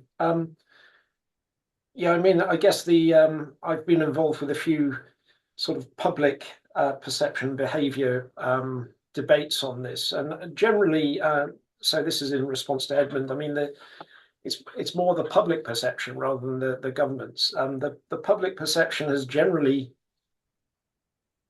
been, number one, they don't know anything about it, first of all, and number two, when they're informed about it, they are very able to make up their minds. You know, that they're not baffled by the science. They can understand the basic principles very well, and generally, I've found support from the public actually relatively favourable from the limited amount of public perception and behaviour workshops that I've been to. I mean, I do find the government position is rather difficult, because obviously they see the moral hazard of saying, well, you know, potentially there's another solution or a solution or something that can help, and we don't have to worry about this. I mean, that's a very, in some way, it's a bit of a naive way of looking at things, but it's very black and white. And I think I always like to sort of think about Bertrand Russell, who's, you know, the famous philosopher and mathematician who got the Nobel Prize for Literature, saying that seeing the world as it is, not as you wish it to be, is the beginning of wisdom. I think is a very telling quote here, because, you know, the world is not perfect. We have been making very limited strides in terms of mitigation, and that worries me. That's the real world. So anyway, that was just something I threw in. Okay. There's another couple of questions which we can deal with. Yeah, there's lots more questions coming. I'll take Jerry's question, and then we'll move on to and answer this more as a panel. So you know, you can actually open the questions to the panel. So if you want to do that, I would just say what you'll want to do is just put the panel member. You can include me on the panel if you want me to answer something badly, but do include you know, the name of the panel person on the question and answers. And then we'll take a series of questions for around about 20 minutes. We'll probably finish about 15 minutes early or so. But we'll take one question that's the next one from Jerry, which is a quick question on some of the ethical pros that you shared. From a security perspective, the consensus is that any sort of deployment is finally going to be driven by geopolitics rather than science. In that aspect, the buying time argument is a slippery slope. What do you think of that? Yeah, I think that's a real worry. There was a brilliant paper just published literally about a month ago by Matthew Rendell, which takes a sort of security perspective on SRM and draws parallels with nuclear deterrence and the way in which the proliferation of nuclear weapons in the name of deterrence happened, and his overarching view is that given the sort of the reality that in any given, say, year or 2 years, the risks posed to people alive in that time frame of research or potential deployment are very low, notwithstanding, you know, what we know about termination shock, etc., etc. The risks in well-defined time periods are very low. That incentivizes a kind of kicking the can down the road attitude to either to winding down the deployment or to building up really effective governance to address research, and so you can end up with this sort of mechanism whereby you know, the technology ends up running away from effective governance because we are disincentivized from ever sort of starting to think about it. And I agree with you that I think that we need to be careful with the buying time argument, and I think there are things that we can push out on that argument to test the sort of seriousness of the commitment to that by any particular government proposing to do a deployment. So the buying time argument assumes that the deployment will be wound down, and it assumes that you're buying time for effective mitigation. So the question is, right, so how is that being secured? how is that effective mitigation being secured, and how is wind down being thought about? And if that's not part of the conversation, I am very skeptical that buying time is anything other than a kind of fig leaf for other interests. So I think it's a great question. Yes, I tend to agree with you. I can remember we managed to get a power station stopped that was basically going to burn gas and use massive sort of turbine engines in order to generate electricity at the end of our village. And their thing was, this is buying time in order to make the global transition to non-carbon kind of technologies. And you go, crikey, that's just a very poor argument when you look at it. Yeah, okay. We also okay, so do put in questions to the rest of the panel. If the panel members could turn on their cameras, then we can at least make sure that even Haruki's still awake, and he's in Japan at which must be about 4 o'clock in the morning or something hideous. So do It's ask only 1:30. the panel. What time is it? 1:30 in the morning. 1:30 in the morning. Thanks for staying up, Haruki. So do ask Haruki a question, in particular those people who are still in the room, because he has stayed up until 1:30 in the morning. And I haven't seen him sipping a beer either. So another question here, which came from Gavin, is this parallel between sort of challenges of deployment of SRM and the way large language model AI systems have been so quickly deployed. I just go ahead and do it and break things. What governance lesson might we learn from them? Or do you have any opinions on that, Katrina? That we need governance. I mean, I just think AI is a sort of, yeah, it's bolted, right? It's a scary horse that's bolted. And I mean the governance lessons. I mean, move fast and break things with the planet.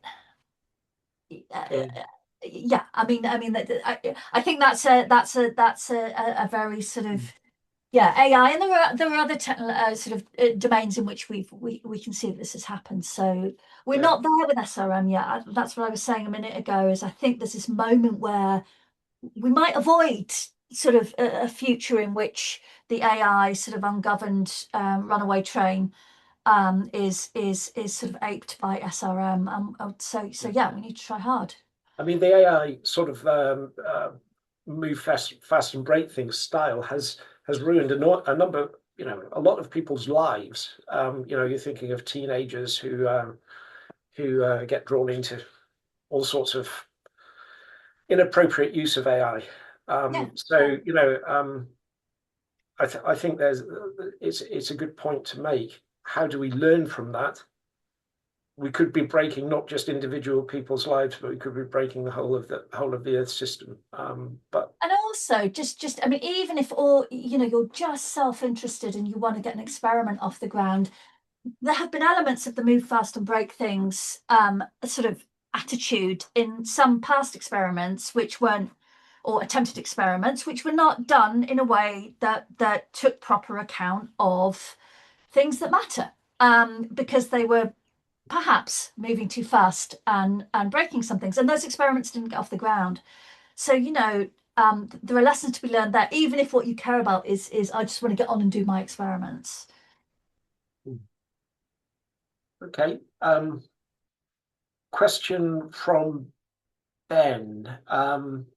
It's been difficult to get global action to rapidly reduce greenhouse gas emissions, partly because nations and actors have different political and economic incentives. When it comes to SRM and the ethics of potential future deployments or decisions not to deploy, do you see the divergence or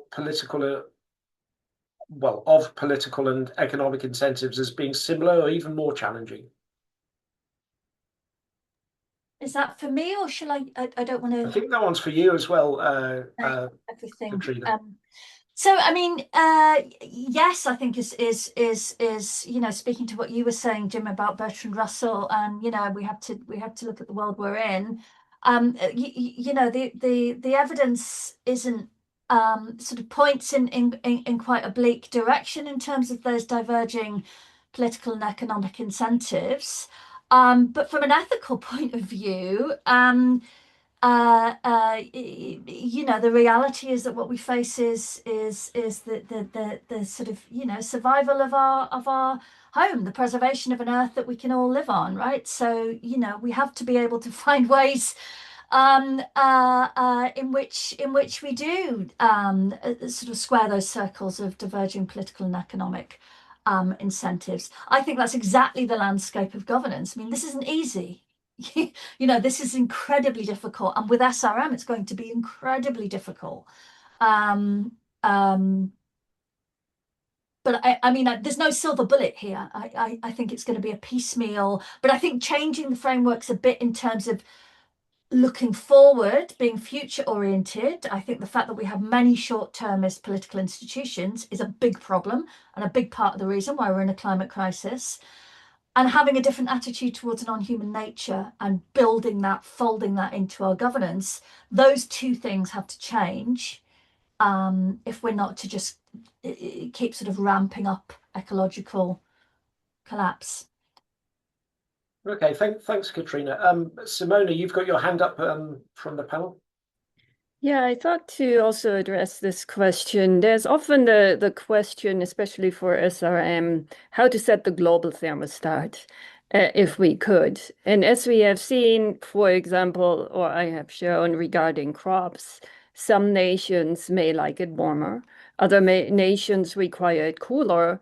And that's just very local narrative to say, okay, maybe Russia or, you know, may prefer a warmer climate. However, there are so many other things that may impact that. That's very limited, of course, because we are all connected in terms of global food production. And we do rely on other countries to provide us with, you know, food and other things. So that may come back to saying what is the global good for everybody. But that needs an agreement, of course. And if nations, of course, cannot agree already on limiting greenhouse gases, how can they agree on something like that? Although it could be that there's a chance for nations to come together. And I mean, that's my naive physical science understanding. Yeah, I mean, I think you're right. There's this sort of question of winners and losers. Matthew showed, for example, you know, the impact of putting aerosol in the northern hemisphere, which leads to Sahel drought, but in the southern hemisphere, the Sahel becomes much more productive.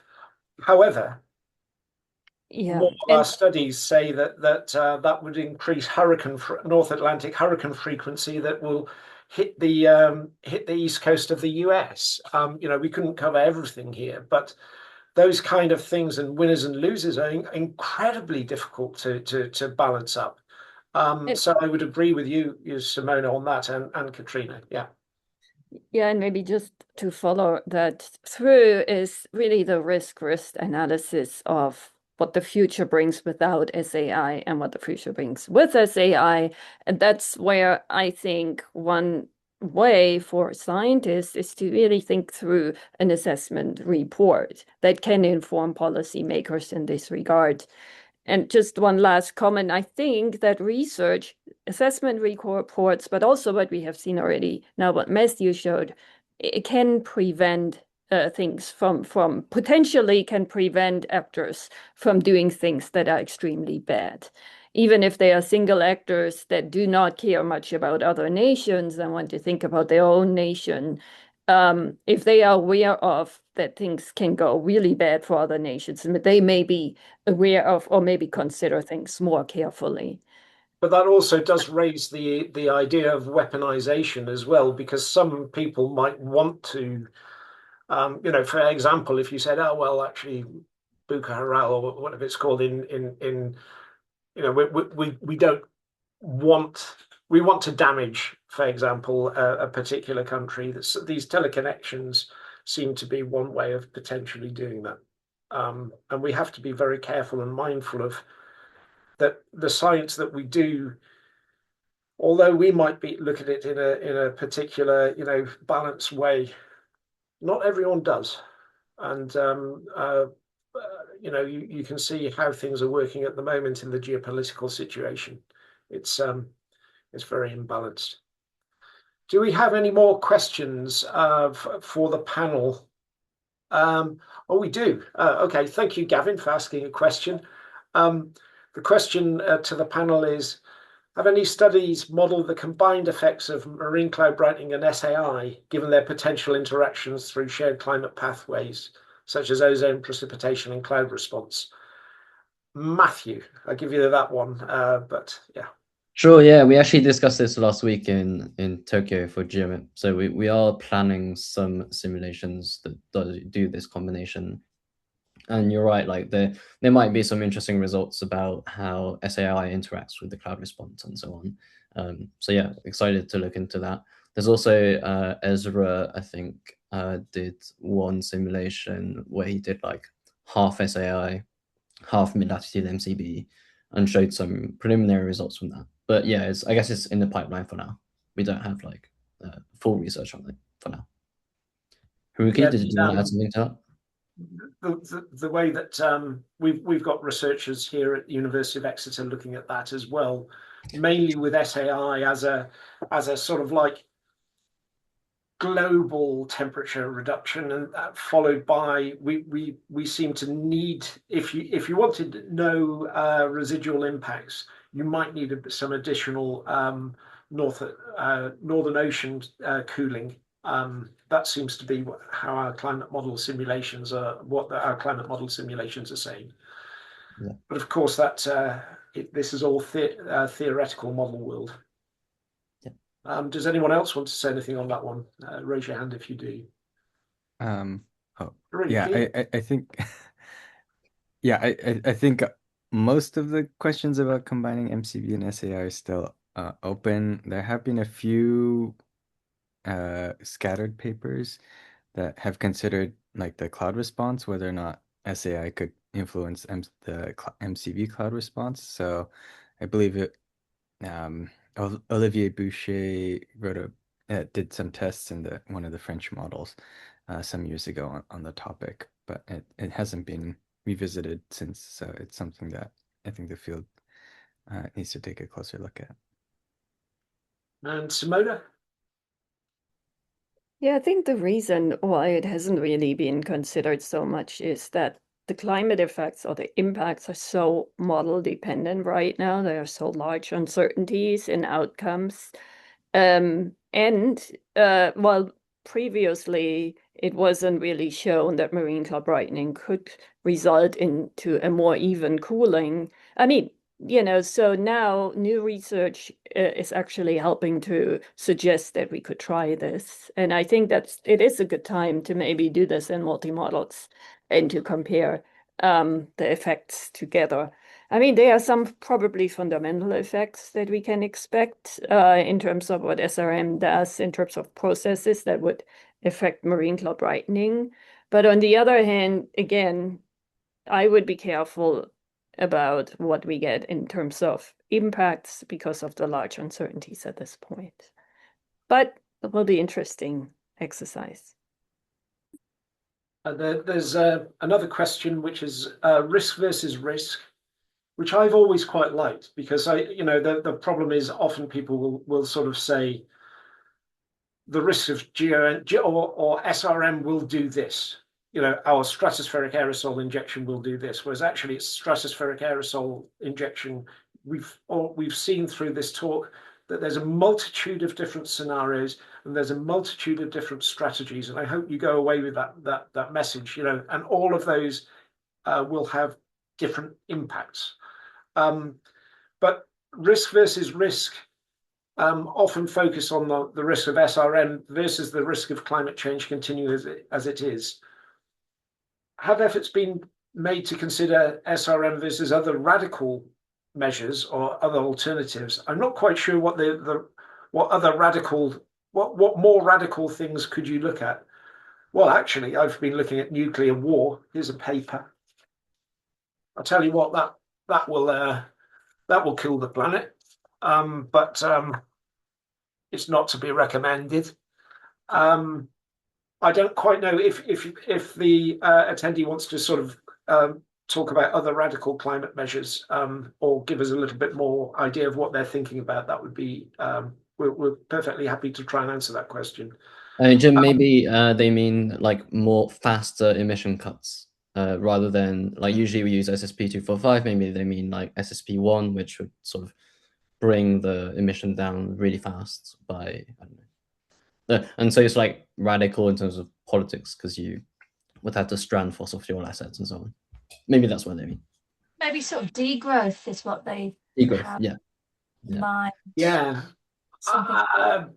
I think that's the problem is that you know, again, it comes down to being the world as it is.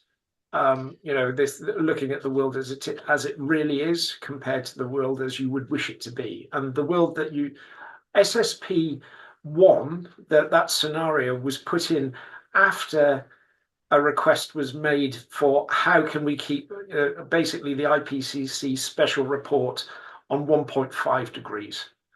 It would never have existed unless you tried to get to 1.5 degrees, and that I think is an interesting geopolitical fact, because it sort of shows that the geopolitics was influencing the climate or the climate research rather than the other way around.